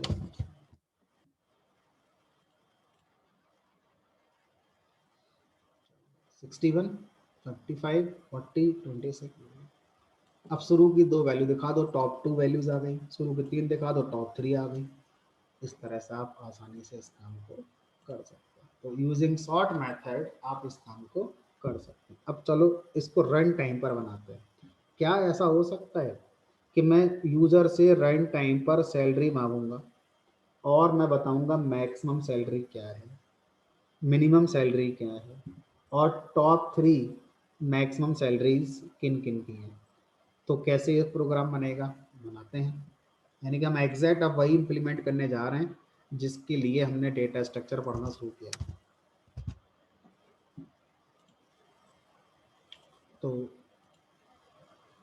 मैंने आपको बोला था कि लिस्ट को बनाने के कई तरीके हैं। पहला तरीका है जब आपको पता होता है कि पहले से लिस्ट में क्या रखना है, तो स्क्वायर ब्रैकेट के अंदर वो वैल्यूज पहले लिख दी जाती हैं। दूसरा तरीका मैंने कहा था, आपको यही नहीं पता लिस्ट में कौन कौन सी वैल्यूज हैं, बाद में आएंगी, तो आप एम्प्टी लिस्ट बनाते हैं। और तीसरा था, आपके पास पहले से ही कुछ है, उसके एलिमेंट कॉपी करके नई लिस्ट बनानी, तो लिस्ट फंक्शन से बनाना चाहिए। तो यहाँ पर मैं यूज कर रहा हूँ ये वाली approach, L equal to this. ठीक है, तो इस समय लिस्ट एम्प्टी है। अब मैं यूजर से कहूँगा कि यूजर आप इसमें 5 एलिमेंट्स, 5 सैलरीज या 5 वैल्यूज को इनपुट करिए। तो यहाँ लिखूंगा, मान लीजिए मैं इंटीजर लेके चलता हूँ, तो पहले मैं लेंथी कोड लिखता हूँ जो कि आसान होगा, समझ में आएगा, फिर मैं इसको कंप्रेस करूँगा। ठीक है, तो एंटर फर्स्ट सैलरी, मैं लिख दिया एंटर फर्स्ट सैलरी। अब जो भी सैलरी आएगी वो मैंने एक वेरिएबल में स्टोर कर ली, मान लीजिए S1 नाम के। अब देखो यूजर से जो सैलरी आई है वो S1 वेरिएबल में है, तो ये कहाँ पहुंचनी चाहिए, इस लिस्ट के अंदर पहुंचनी चाहिए। तो मैंने क्या करा, लिख दिया एल डॉट अपेंड S1। ठीक है, अब मुझे यूजर से मान लीजिए 5 एम्प्लॉय की सैलरी मांगनी है, तो ये कोड 5 वाले लिख दो और यहाँ पर S2 कर दो, या आप अगर S1 भी रहने दोगे तो कोई एरर तो आ नहीं जाएगी पाइथन के, फिर भी रीडेबिलिटी के लिए आपने ऐसा कर दिया।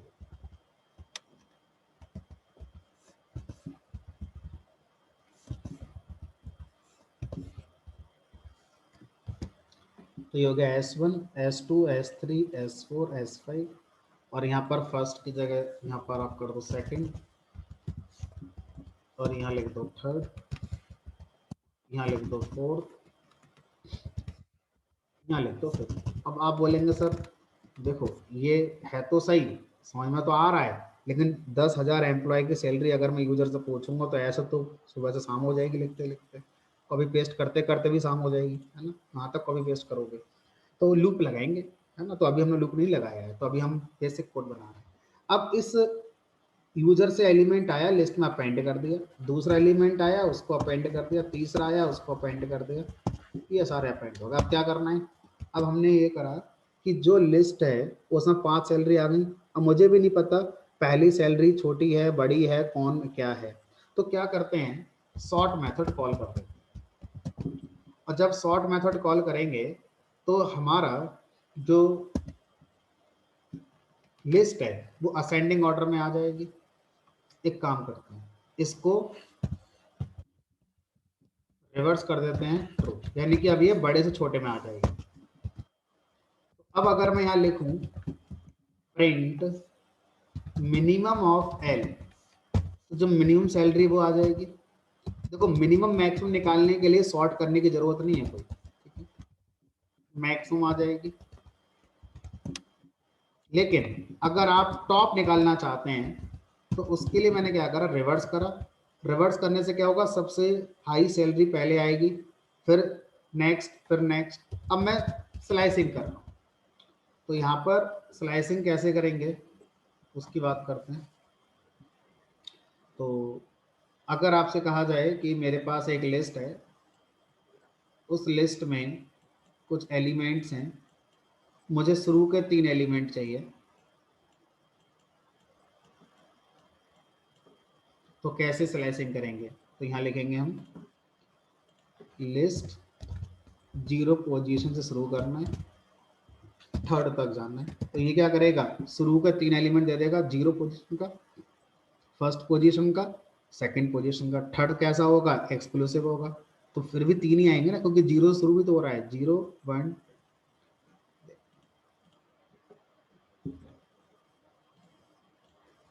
एंटर फर्स्ट सैलरी, तो मैं like 10,000, second salary 11,000, 8,000, 8,500, 21,000। Minimum salary है 8,000, मैक्सिमम सैलरी है 21,000। टॉप 3 सैलरीज हैं 21, 11 और 10। अब आपको क्या करना है, इस कोड को कंप्रेस करके लिखना है। तो क्या करेंगे, ये सब यहाँ से हटाएंगे और यहाँ पर एक लूप लगा देंगे फॉर आई इन रेंज, और ये लूप 5 बार चलाना है, ठीक है। तो ये रेंज 5 ले दिया, तो इससे क्या होगा, लूप हमारा 5 बार चलेगा, और हर बार आई में जो वैल्यू आएगी उसका मुझे कोई यूज फिलहाल नहीं करना। तो जो भी सैलरी आई ऐस में आ गई, आते ही अपेंड कर दी, सेम आउटपुट आएगा, सेम अगर आप इनपुट करते हैं तो, या जो भी इनपुट करेंगे उसके हिसाब से आपका आ जाएगा 10,000, 11,000, 8,000, 8,500, 21,000। तो इसका फायदा यह है कि अब आप रन टाइम पर यूजर से 10,000 लेना चाहते हैं तो बस यहाँ पे ऐसे 10,000 लेना है। इतना ही कोड 10,000 एम्प्लॉय की सैलरी यूजर से इनपुट करा के सॉर्ट करके टॉप 3 से निकाल कर आपको दे देगा। 5 लाइन के प्रोग्राम में सारा काम हो जाता है। ये काम जब आप सी से करने जाएंगे तो कम से कम 50 टू 60 लाइन, 50 से 60 लाइन का प्रोग्राम लिखना पड़ेगा, तब जाके इतना आपको हासिल मिलेगा। और वो 50 से 60 लाइन का कोड हर कोई लिख भी नहीं पाएगा, क्योंकि उसमें आएगा लिंक लिस्ट और साथ में लगेगा स्ट्रक्चर का कॉन्सेप्ट और साथ में आएंगे पॉइंटर। और जैसे ही लिंक लिस्ट पॉइंटर स्ट्रक्चर एक साथ आ जाते हैं सी में, तो वो सी हमारी खत्म हो जाती है। हमारी सी खत्म हो जाती है कॉलेज में उसी जगह उसी दिन जिस दिन पॉइंटर पढ़ लिए जाते हैं, लेकिन उसके बिना तो कुछ होगा भी नहीं इंडस्ट्री के। फिलहाल हम यहाँ की बात करते हैं। तो ये हमारा ये ऑपरेशन हो जाता है, ठीक। अब लिस्ट और कुछ और भी ऑपरेशंस हैं जो हम लोग परफॉर्म कर सकते हैं। सपोज मेरे पास लिस्ट है जिसमें कुछ एलिमेंट है 1, 2, 3।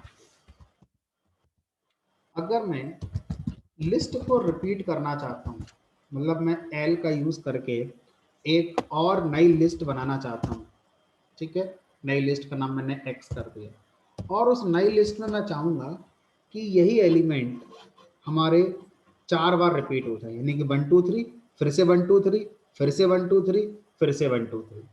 तो उसके लिए पाइथन ने कहा कि जिस लिस्ट के एलिमेंट को रिपीट करके उसी ही लिस्ट में ऐड करना है, ठीक है, तो आप क्या करेंगे यहाँ पर एल मल्टीप्लाई बाई, तो ये क्या करेगा यहाँ पर ये जो एक्सप्रेशन है, ये एक्सप्रेशन इस लिस्ट के एलिमेंट को 3 टाइम्स रिपीट कर देगा। अच्छा, यहाँ पर ये थोड़ा देखने लायक है कि ऐसा करने से एग्जिस्टिंग लिस्ट में ये अपेंड होगा या एक नई लिस्ट बना कर देगा, तो ये थोड़ा इंटरेस्टिंग होगा। मैं आपको एक्स प्रिंट करके दिखाता हूँ, उसके बाद फिर एल प्रिंट करके दिखाऊंगा। तो लिस्ट म्यूटेबल है, देखते हैं इस पर्टिकुलर ऑपरेशन का रिजल्ट क्या है। तो देखो, ये भाई ऐसे क्वेश्चन होते हैं इंटरव्यू के अंदर पूछ लिए जाएं तो पूरी संभावना होती है कि हम बाहर हो जाएंगे अगर हमने प्रैक्टिस नहीं करेंगे, ठीक है। तो लिस्ट हमारा म्यूटेबल है, कोई भी ऑपरेशन लिस्ट को मॉडिफाई कर रहा है, एक्सेप्शनली जब आप लिस्ट में ये रिपीटेशन कराएंगे तो ये ऑपरेशन हमारा एक नई लिस्ट क्रिएट करेगा, एग्जिस्टिंग लिस्ट जैसी है वैसी ही हमारी रहेगी। तो इस तरह के क्वेश्चन के आंसर आप तभी दे पाएंगे जब आपने ऐसे प्रैक्टिस करी होगी, अदरवाइज नहीं हो पाएगा, है ना। तो ऐसा नहीं है कि सब कुछ हमें आता हो और सब कुछ हम इंटरव्यू बताता रहें, नहीं, ठीक है। तो अगर ऐसी सिचुएशन आती है तो आप लॉजिकली आंसर दें, ज़्यादा बेटर होगा। आप ऐसा कह सकते हैं कि वैसे तो लिस्ट म्यूटेबल होती है तो एग्जिस्टिंग में चेंज हो सकता है, लेकिन हो सकता है कि यहाँ पर ऐसा ना हो, इस तरह से आप आंसर अपने रख सकते हैं। चलिए, तो रिपीट हो रही है 1 2 और 3। अब किसी भी लिस्ट पर हम एक और ऑपरेशन कर सकते हैं। मान लीजिए मेरे पास एक लिस्ट है L1, एक लिस्ट है L2। L2 के अंदर कुछ एलिमेंट हैं लाइक 10 20 30। अब आप समझ गए होंगे मैं क्या करने की कोशिश कर रहा हूँ। मुझे इन दोनों लिस्ट को कंबाइन करके, अब या तो आप ये कहें तीसरी लिस्ट बनानी है, या फिर आप ये कहें कि तीसरी नहीं बनानी है, इन्हीं में से किसी एक को चेंज कर दो। तो लकीली पाइथन दोनों तरह से यहाँ पर सपोर्ट कर रहा है। आप चाहो तो L1 और L2 को कंबाइन करके एक तीसरी लिस्ट बना सकते हो L3 नाम की। L1 जैसा है वैसा ही रहेगा, L2 जैसा है वैसा ही रहेगा, नई लिस्ट जो बनेगी उसमें इन दोनों के एलिमेंट को कंबाइन कर दिया जाएगा। पहले ये कर, यहाँ लिखेंगे L3 equal to L1 plus L2। तो ये जो प्लस ऑपरेटर है, आज इसकी एक और डेफिनेशन ऐड हो गई। प्लस ऑपरेटर के बारे में आपने सुना था, अर्थमेटिक एडिशन करता है। उसके बाद जब मैंने स्ट्रिंग पढ़ाई थी तो ये कॉन्कैटिनेशन कर रहा था। और आज अगर हम देखें तो ये लिस्ट में भी क्या करता है, हमारा काइंड ऑफ कॉन्कैटिनेशन करता है, या ऐसे कह सकते हैं दो लिस्ट को मर्ज करने वाला काम करता है। तो ये दो लिस्ट को मर्ज करने वाला काम करता है। तो कॉन्कैट और मर्ज एक ही बात है यार, है ना। ऐसा नहीं है कि दो अलग अलग टेक्निकल वर्ड हैं, तो आप दोनों को इंटरचेंज कर सकते हैं। आप कह सकते हैं स्ट्रिंग मर्ज होती है या स्ट्रिंग कॉन्कैट होती है। सिमिलरली आप ये भी कह सकते हैं लिस्ट मर्ज होती है, कॉन्कैट होती है। थिंग इज कि ये लिस्ट पे भी चलता है। इंपॉर्टेंट थिंग इज व्हाट, कि प्लस ऑपरेटर को दो लिस्ट पे चलाया जा सकता है, और वो अर्थमेटिक अभी भी नहीं कर रहा है। वो क्या कर रहा है, इन दोनों लिस्ट को मर्ज करके एक तीसरी लिस्ट बना देता है।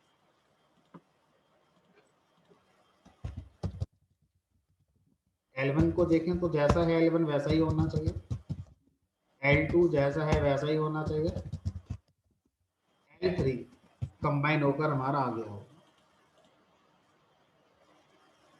L1 जैसा है, L2 as it is, L3 combine होकर हमारा आ चुका है, ठीक है।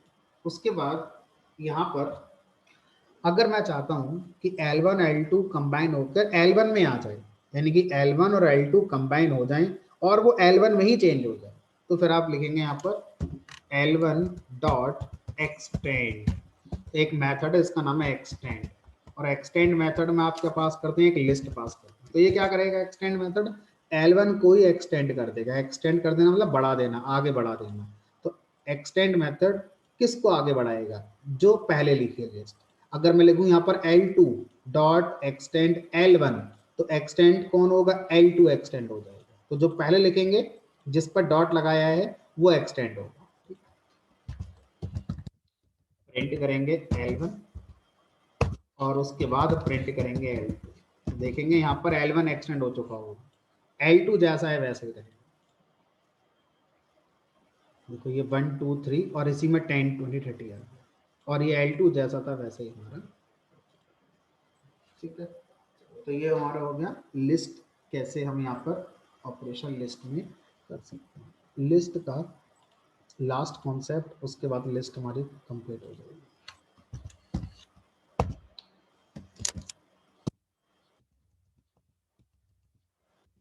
लास्ट कॉन्सेप्ट हमारा लिस्ट कॉम्प्रीहेंशन। तो क्या है लिस्ट कॉम्प्रीहेंशन, लिस्ट को क्रिएट करने का एक और तरीका। लिस्ट को अभी तक आप क्रिएट कर रहे थे स्क्वायर ब्रैकेट का यूज करके, लिस्ट को आप क्रिएट कर रहे थे लिस्ट फंक्शन का यूज करके। इसी तरह से लिस्ट को आप क्रिएट कर सकते हैं लिस्ट कॉम्प्रीहेंशन का यूज करके। क्या ये कॉम्प्रीहेंशन होता है, क्या इसका सिंटैक्स है, और लिस्ट को इससे हम क्रिएट करते हैं तो उसका एडवांटेज क्या होगा हमारे लिए, इसकी बात हम करेंगे अभी। ठीक, तो लिस्ट कॉम्प्रीहेंशन का पहले देखते हैं सिंटैक्स क्या होता है, फिर इसकी डेफिनेशन में लिखूंगा। Variable is equal to square bracket expression then formula. ये लिस्ट कॉम्प्रीहेंशन का सिंटैक्स होता है, यानी कि आपको स्क्वायर ब्रैकेट तो लिखना ही है। स्क्वायर ब्रैकेट के अंदर कॉमा सेपरेटेड वैल्यूज की जगह पर आपने एक एक्सप्रेशन लिखना है और एक फॉर लूप लिखना है। और जब आप इस तरह से स्क्वायर ब्रैकेट के अंदर एक एक्सप्रेशन एक फॉर लूप लिखते हैं तो यही सिंटैक्स कॉम्प्रीहेंशन कहलाता है। ठीक है, तो कॉम्प्रीहेंशन शब्द का मतलब होता है कंसाइज वे। कंसाइज वर्ड का मतलब होता है एक शॉर्ट वे, क्विक वे, एक छोटा तरीका किसी भी काम को करने का। ठीक है, तो यहाँ पर जो कॉम्प्रीहेंशन शब्द है ये बताना चाह रहा है कि भाई मैं लिस्ट क्रिएट कर दूंगा और कम कोड लिखना पड़ेगा, बहुत छोटा कोड आपको लिखना पड़ेगा और आपकी एक अच्छी लिस्ट बन जाएगी। तो इसलिए इसका नाम रखा गया कॉम्प्रीहेंशन, लिस्ट कॉम्प्रीहेंशन। ठीक है, तो कैसे इसको यूज करेंगे वो देखते हैं। तो मान लीजिए मैंने लिखा L is equal to square bracket. अब यहाँ पर जो आप एक्सप्रेशन लिखने की बात करते हैं, ये जो एक्सप्रेशन है, ये एक्सप्रेशन आपका कोई वैल्यू हो सकती है, एक वेरिएबल हो सकता है, कोई अर्थमेटिक एक्सप्रेशन हो सकता है,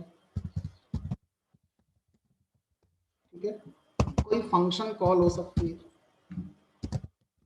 इनमें से कोई भी चीज हो सकती है। तो जब हम एक्सप्रेशन की बात करते हैं तो वैल्यू हो सकती है, ये एक वेरिएबल भी हो सकता है, एक अर्थमेटिक एक्सप्रेशन भी हो सकता है, और एक फंक्शन कॉल भी हो सकती है। ठीक है, तो एक एक करके लेके चलते हैं। तो मैंने यहाँ पे लिखा, मान लीजिए i इंटू आई, एक एक्सप्रेशन कर दिया i इंटू आई। अब आप बोलेंगे सर आई कहाँ से आएगा, आई तो कहीं लिखा ही नहीं है पूरे प्रोग्राम में, तो एरर आ जाएगी। तो आई कहाँ लिखा जाएगा, फॉर लूप के अंदर लिखा जाएगा, और आई इन रेंज मैंने कर दिया 5। अब देखो अभी तक हम लोग फॉर लूप जब बनाते थे तो उसका इंडेंटेड ब्लॉक बनाते थे। जब हम फॉर लूप को लिस्ट कॉम्प्रीहेंशन के सिंटैक्स में यूज करते हैं तो उसका कोई इंडेंटेड ब्लॉक नहीं बनाते और ना ही उसके आगे कॉलम लगाते। अब इसका इंटरप्रिटेशन समझते हैं क्या हो गया लिस्ट कॉम्प्रीहेंशन। और अगर मैं एल को प्रिंट कराऊं तो एल एक लिस्ट की तरह मेरे सामने नजर आएगा। एल में कौन कौन से एलिमेंट होंगे ये मुझे समझाना है। सबसे पहले क्या होगा, ये जो लूप है इस लूप का फर्स्ट इटरेशन होगा। तो इसका जो पहला इटरेशन होगा पहले इटरेशन में आई की वैल्यू क्या आएगी 0। उसके बाद क्या होगा, ये जो एक्सप्रेशन है ये एक्सप्रेशन एग्जीक्यूट होगा, और एक्सप्रेशन एग्जीक्यूट होने का मतलब है क्या हो जाएगा 0 इंटू 0, 0 मल्टीप्लाई 0 यानी कि 0 आ गया। और फिर जो एक्सप्रेशन ये चला आपका, इस एक्सप्रेशन का जो रिजल्ट बना वो रिजल्ट इस लिस्ट में अपेंड कर दिया जाएगा। आपको अपेंड लिखना नहीं है, इंटरनली वो लिस्ट में अपेंड हो जाएगा। तो जो लिस्ट बन रही है इस लिस्ट में कौन आ गया 0 आ गया। उसके बाद लूप का दूसरा इटरेशन होगा, आई की वैल्यू 1, एक्सप्रेशन चलेगा और ये हो जाएगा 1 इंटू 1, रिजल्ट आया 1, और ये जो 1 है ये जाके अपेंड हो गया लिस्ट के अंदर, तो लिस्ट में 1 आ गया। अगला इटरेशन हुआ, आई की वैल्यू 2 हो गई। उसके बाद फिर एक्सप्रेशन चलेगा, और जब ये एक्सप्रेशन चलेगा तो ये हो जाएगा इस बार 2 इंटू 2 दैट इज 4। तो ये जो 4 है ये लिस्ट में जाकर अपेंड हो गया एंड सो ऑन। कब तक, आई की आखिरी वैल्यू क्या आएगी यहाँ पर 4, तो ये लास्ट में क्या मिलेगा आपको 4 4 दैट इज 16। तो इस तरह से आपकी लिस्ट बन जाएगी जिसके एलिमेंट होंगे 0 1 4 9 और 16। 0 1 4 9 16। तो इस तरह से हम क्या कर सकते हैं, एक लूप का यूज करके हम लिस्ट को क्विकली बना सकते हैं। बट रूल है कि आपको फॉर लूप ही यूज करना है, वाइल नहीं लगाएंगे। चलिए थोड़ा सा और इस पर प्रैक्टिस करते हैं। अगर मैं यहाँ पर जस्ट आई लिख दूं, आई, और उसके बाद यहाँ पर फॉर लूप लगा देता हूँ, तो हमारा जो लिस्ट बनेगी उस लिस्ट में क्या क्या एलिमेंट आएंगे बताओ आयुष। लिस्ट में कौन कौन से एलिमेंट आएंगे सर 0 1 2 3 4। 0 1 2 3 4 सही जवाब। अब काफी लोग जागेंगे। अब मान लीजिए यहाँ पर मैंने क्या करा, सिंटैक्स में थोड़ा सा चेंज किया और यहाँ लिख दिया मान लीजिए 5 महाविद्रोह। लिस्ट में इस बार कौन कौन से एलिमेंट आएंगे,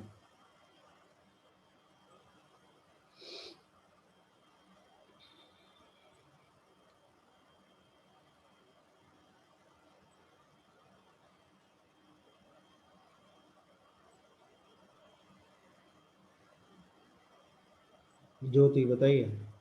सर 1 2 3 4 5। अब यहाँ पर हमें ये देखना होगा कि इस लिस्ट में अपेंड कौन होता है। इस लिस्ट में वो अपेंड होता है जो इस एक्सप्रेशन का रिजल्ट होता है। अब सर ये शायद 5 एक्सप्रेशन, 5 बार आएगा। अगर ये एक्सप्रेशन एक स्टैटिक वैल्यू है तो यही वैल्यू एज इट इज हमारा लिस्ट में हर बार अपेंड होती रहे। ठीक है, यानी कि इस लिस्ट में हम क्या देखेंगे, यही 5 को एज इट इज देखेंगे कितनी बार, जितनी बार ये लूप चल रहा है। अब ये हमारी गलती है कि हमने इस एक्सप्रेशन में इस आई का इस्तेमाल नहीं करा, लेकिन पाइथन ने ऐसा कभी कहा नहीं कि करना ही पड़ेगा। आप देखिए आपकी रिक्वायरमेंट है तो करिए, नहीं तो मत करिए। ठीक है, तो इसका मतलब इस बार हम लिस्ट में देखेंगे 5 आ रहा।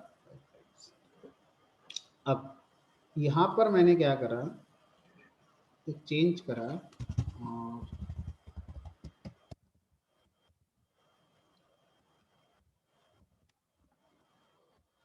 यहाँ पर मैं एक एक्सप्रेशन लिख सकता हूँ। वो एक वेरिएबल हो सकता है, ये वाला हो गया वेरिएबल, वो एक वैल्यू हो सकती है, वो एक अर्थमेटिक एक्सप्रेशन हो सकता है, अब वो एक फंक्शन कॉल हो सकता है। ध्यान से समझेंगे, इनपुट फंक्शन अगर मैं लिख दूं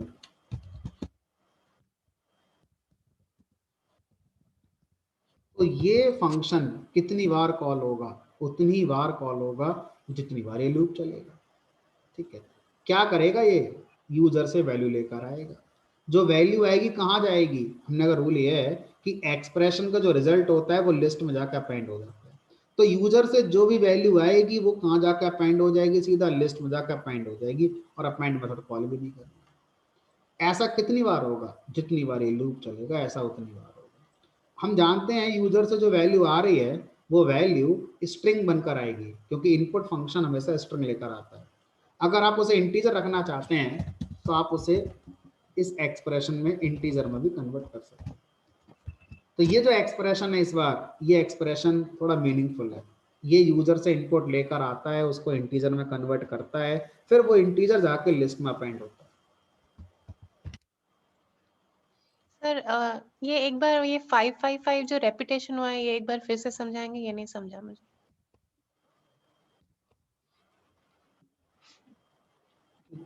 तो इसको एक बार फिर से देखते हैं।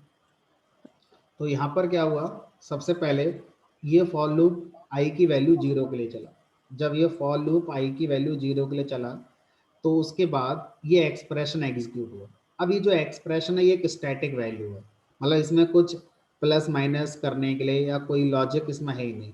तो अब क्या होगा, यही value as it is list में जाके अपेंड हो जाएगी। प्रिंट हो जाएगी। ठीक है, तो इसी तरह से ये कितनी बार होगा? जितनी बार ये लूप चलेगा। ठीक है, इसलिए आउटपुट इसका ये आ रहा है। ठीक है, तो इस तरह से हम क्या कर सकते हैं, लिस्ट कॉम्प्रिहेंशन को लिख सकते हैं। अब लिस्ट कॉम्प्रिहेंशन का अगर मैं यहाँ पर डेफिनेशन देना चाहूँ छोटी सी, तो हम क्या दे सकते हैं, it is a way to create list. It is a way की जगह लिख दूं it is a quick way to create list using, ठीक है, एंड तो ये हमारा क्या हो जाता है, एक छोटी सी डेफिनेशन बन जाती है जो अपने आप बना सकते हो। जरूरी थोड़ा ना हर डेफिनेशन को किताब से देखोगे, कॉन्सेप्ट देख लिया आप, जो सही है वो लिख देते हैं। ये जो हमारा सिंटैक्स है ये थोड़ा सा हमारा एक और तरीके से यूज किया जा सकता है, वो ये कि यहाँ पर जो एक्सप्रेशन है इसके बाद आप दो लूप लगा सकते हैं, फॉर लूप के बाद एक और फॉर लूप लगा सकते हैं। यानी कि इस फॉर लूप के बाद आप कुछ लिख सकते हैं, और वो क्या हो सकता है, वो एक कंडीशन हो सकती है, इफ कंडीशन, वो एक फॉर लूप भी फर्दर हो सकता है। कैसे अब इसका यूज करेंगे वो देखते हैं दूसरा प्रोग्राम में।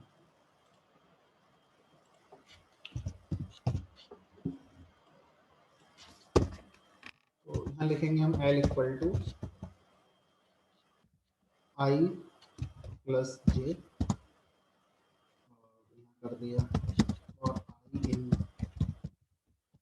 रेंज 3 स्पेस, कॉल नहीं लगाना है, और जे in range.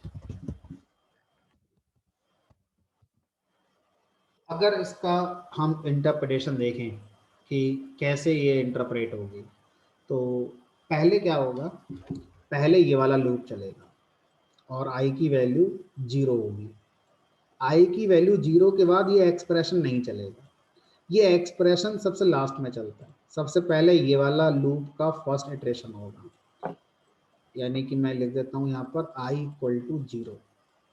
I equal to 0 के लिए ये वाला जो लूप है जे, ये हमारा जितनी बार ये चलना चाहता है चलेगा। तो i इक्वल टू 0 के लिए j इक्वल टू 0 चला, यानी कि j की वैल्यू 0 हुई। उसके बाद एक्सप्रेशन चलेगा, यानी कि क्या हो जाएगा हमारा 0 प्लस 0, और रिजल्ट क्या आएगा 0, और फिर ये लिस्ट में जाकर अपेंड हो जाएगा। अब i की वैल्यू के लिए नहीं चलेगा लूप, i 0 ही रहेगा। अब पहले j को कंप्लीट करना है, j equal to 1, j equal to 1 आएगा। उसके बाद फिर एक्सप्रेशन चलेगा, आई वही है 0, j क्या हो गया 1 हो गया, रिजल्ट आ गया 1, 1 जाके अपेंड हो गया लिस्ट के अंदर। अब j की वैल्यू 2 हो गई, एक्सप्रेशन हो गया 0 प्लस 2, रिजल्ट आएगा 2, 2 जाके ऐड हो गया लिस्ट के अंदर। अब i की वैल्यू, अब ये लूप खत्म हो गया। ये लूप खत्म कब हुआ है, i की वैल्यू 0 के लिए। अब i की वैल्यू क्या हो जाएगी 1। अब i की वैल्यू 1 के लिए फिर से लूप चलेगा j इक्वल टू 0 पर, फिर j इक्वल टू 1 पर, फिर j इक्वल टू 2 पर, और जब j इक्वल टू 0 पर चलेगा तो एक्सप्रेशन क्या हो जाएगा हमारा 1 प्लस 0, फिर क्या हो जाएगा हमारा 1 plus 1 and so on so on. So for each value of I, this j loop will be executed, and for each value of this j, expression will be executed. I am repeating this statement. For each value of I, यहाँ देखो, for each value of I, this j loop will be executed, and for each value of j, this expression will be executed. For each value of j, expression will be executed. Fine. इस तरह से जब इसको हम run कराएंगे तो आपका output आएगा. सर बोलो. सर रेंज की अगर हम वैल्यू नहीं डालते तो डिफॉल्ट वैल्यू क्या होती है? एरर. रेंज में आपको एक वैल्यू लिखनी पड़ेगी. रेंज एक्सपेक्टेड एटलीस्ट 1 आर्गुमेंट, कम से कम एक तो लिखनी पड़ेगी, और जो लिखोगे वो स्टॉप मानी जाती है. स्टार्ट हो गई 0, अपनी देना चाहते हो तो अपनी दे सकते हो ऐसे. अब स्टार्ट 1 हो गई, स्टॉप 3 हो गई. ठीक. इसके इक्विवेलेंट कोड में लिखना चाहता हूं.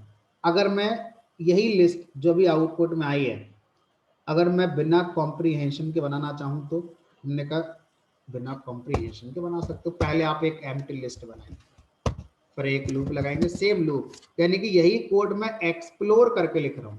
ठीक है. फॉर आई इन रेंज, ये हो गया 3. फिर ये जो लूप है ये इसका नेस्टेड लूप कहलाएगा. फॉर j इन रेंज 3, और ये जो एक्सप्रेशन है ये एक्सप्रेशन इसका नेस्टेड कहलाएगा.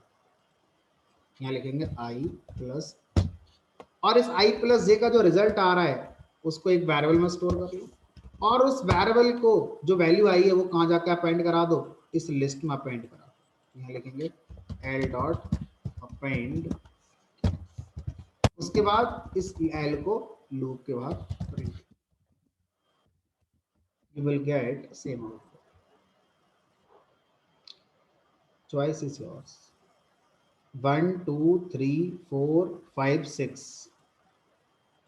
Using comprehension just 2 line of, 6 line 2 line, एक ही आउटपुट, काम एक ही हो रहा है. तो देखो कॉम्प्रीहेंशन एक ऐसा रास्ता नहीं है जो असंभव को संभव कर रहा है. कॉम्प्रीहेंशन वो है जो हमारा थोड़ा लॉन्ग कोड को शॉर्ट कर रहा है. तो अगर आपसे कंट्रोल नहीं हो रहा है, कॉम्प्रीहेंशन आपको कंट्रोल नहीं हो रहा है, तो better to go with ordinary coding, क्योंकि काम ना होने से अच्छा है कि काम थोड़ा देर से हो जाए, लेकिन काम होना चाहिए, वो जरूरी है. यस हिमांशु, बताइए क्या पूछना चाहते हैं. सर जैसे जो i प्लस जे है वो सेकंड लूप के लिए हो रहा है प्लस, अगर हम फर्स्ट लूप में कुछ पास करना चाहे तो वो कैसे करेंगे कॉम्प्रिहेंशन में?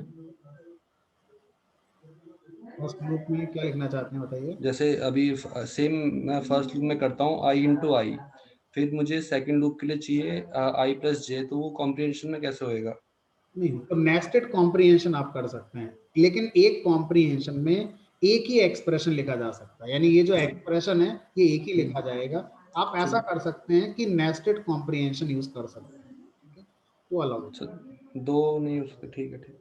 ठीक है, एक कॉम्प्रीहेंशन में 2 एक्सप्रेशन अलग अलग जगह पर नहीं आएंगे. ठीक. इसको थोड़ा अगर और मैं एक्सप्लोर करूं तो इसको हम ऐसे कर सकते हैं. मान लीजिए मैं क्या चाहता हूँ, मैं ये चाहता हूँ कि पहले ये लूप चले, उस लूप के हर इटरेशन पर जे का लूप चले, जे के हर इटरेशन पर एक कंडीशन टेस्ट होनी चाहिए. अगर वो कंडीशन सही है तब जाके ये एक्सप्रेशन चलना चाहिए. तो मैं यहाँ पर वो लिखता हूँ, मैं लिखा यहाँ पर इफ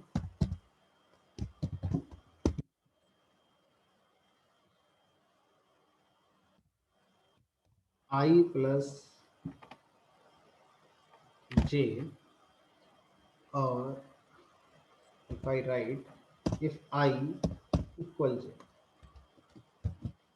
इसका मतलब क्या होगा, इसका मतलब इस कोड को मैं एक्सप्लोर करता हूं फॉर जे इन रेंज।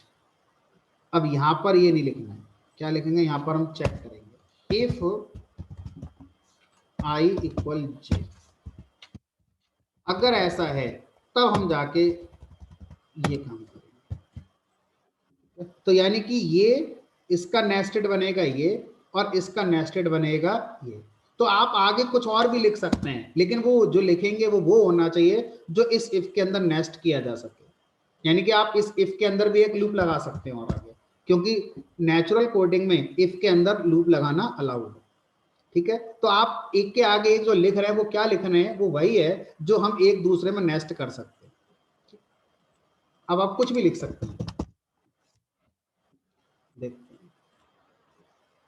हैं 0 2 4 दोनों से आउटपुट सेम आ रहा है। यहाँ पर 2 लाइन लिखनी है, यहाँ पर 1 2 3 4 5 6 7 लाइन लिखनी है। अगेन मैं यही सजेस्ट करूंगा, कंट्रोलिंग होती है तभी कॉम्प्रिहेंशन पे जाना है। कंट्रोलिंग नहीं हो पा रही है, छोड़ दो, कॉम्प्रिहेंशन को यूज मत करो। ऑर्डिनरी कोड 7 लाइन का लिख लो, लेकिन लिख तो लोगे, 2 मिनट 5 मिनट ज़्यादा लगाने के बाद पता तो रहेगा कोड आउटपुट देने वाला है। यहाँ तो कंट्रोल देखो, प्रैक्टिस करेंगे तो ये भी होगा, प्रैक्टिस नहीं करेंगे तो ये भी नहीं होगा।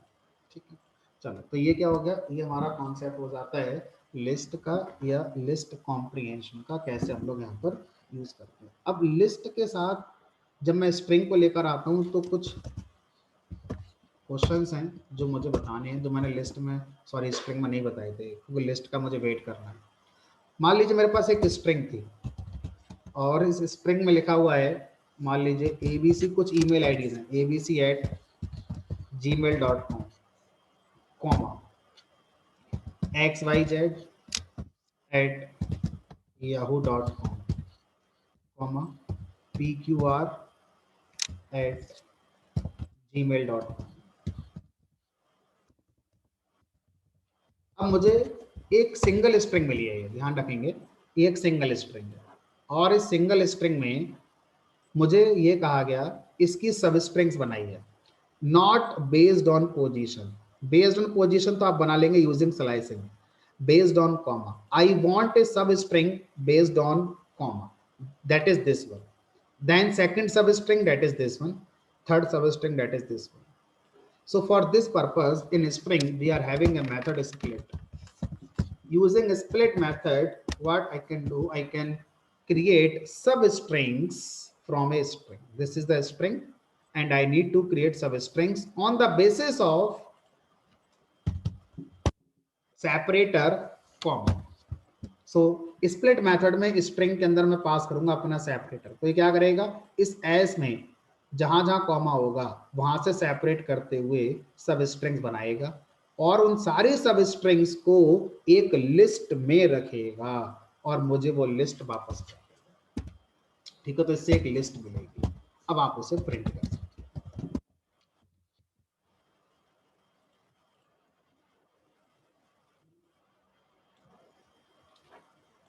ठीक है, तो इस तरह से हम क्या कर सकते हैं, स्प्लिट मेथड का यूज कर सकते हैं। मान लीजिए मेरे पास एक और स्ट्रिंग है और यहाँ लिखा मैंने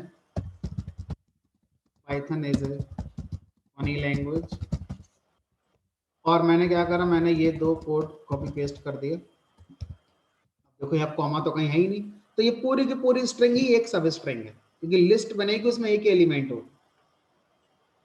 लेकिन अगर मैं स्प्लिट में कुछ ना लिखूं तो बाय डिफॉल्ट ये स्पेस न्यू लाइन को कंसीडर करता है, तो जहां जहां स्पेस होगा वहां से क्या बन जाएगी, आपकी सब स्ट्रिंग बन जाएगी और ये कहां रख कर दी जाएगी, आपको एक लिस्ट में रखकर दे दी। मेरे पास एक लिस्ट है, उस लिस्ट के अंदर मान लीजिए लिखा हुआ है यहाँ पर P Y T H O, एक लिस्ट है, इस लिस्ट के सारे एलिमेंट को मुझे कंबाइन करना है, इस लिस्ट के सारे एलिमेंट को मुझे कंबाइन करना है। तो कैसे कंबाइन करेंगे, तो यहाँ पर एक ज्वाइन मेथड यूज होता है।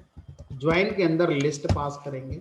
ज्वाइन क्या करेगा, इस लिस्ट के सारे एलिमेंट को ज्वाइन कर देगा, लेकिन ज्वाइन करने के लिए वो आपसे पूछेगा सेपरेटर कि इन सब को कैसे मैं ज्वाइन करूं। इनको not a separator, that is a particular character या पर्टिकुलर सब स्ट्रिंग जिससे आप इन सबको ज्वाइन करना चाहते हैं। तो ज्वाइन से पहले मैं क्या लिखूंगा, वो स्ट्रिंग लिखूंगा। मान लीजिए मैं इसे ज्वाइन करना चाहता हूं इंडिया से, इंडिया, फिर उसके बाद लिखूंगा डॉट। इसका मतलब है ये हमारा ज्वाइन मेथड इस लिस्ट के एलिमेंट को इस स्ट्रिंग का यूज करके ज्वाइन करेगा। तो आउटपुट में आपको जो नजर आएगा वो नजर आएगा P, देन इंडिया Y, फिर इंडिया T, फिर इंडिया H, फिर इंडिया O, फिर India N।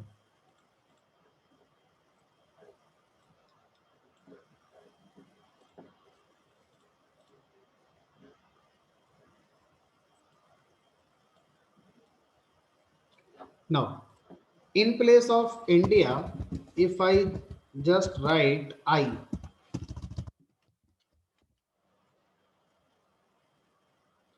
now in place of I, if I use just empty string, तो सामने वाले को लगेगा लिस्ट कंबाइन होकर स्ट्रिंग बन गई। तो बेसिकली हम ये चाहते थे, ठीक है। तो इस तक पहुंचने के लिए मुझे ये बातें समझानी पड़ी। कॉन्सेप्ट है, एक लिस्ट है, उस लिस्ट में मान लीजिए यही लिस्ट ले ली मैंने, इस लिस्ट के अंदर ये लिखा हुआ है। अब मुझे क्या करना है, इस लिस्ट के सारे एलिमेंट को कंबाइन करना है यूजिंग स्पेस। तो क्या लिखेंगे यहां पर,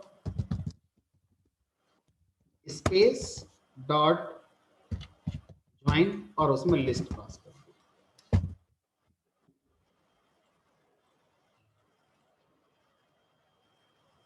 पाइथन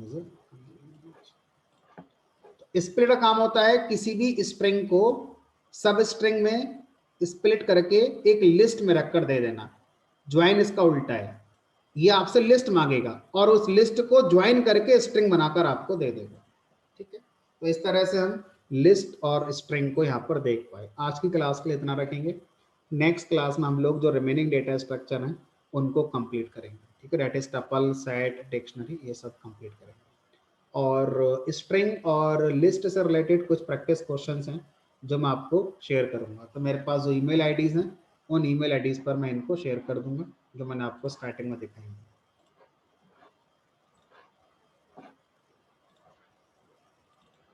किसी की ईमेल आईडी अगर नहीं है तो मुझे बता देना, दिस वन, ठीक है। चलिए, तो I am binding up this session. See you on next class, that is next Friday. Himanshu कुछ पूछना है अभी? नहीं सर।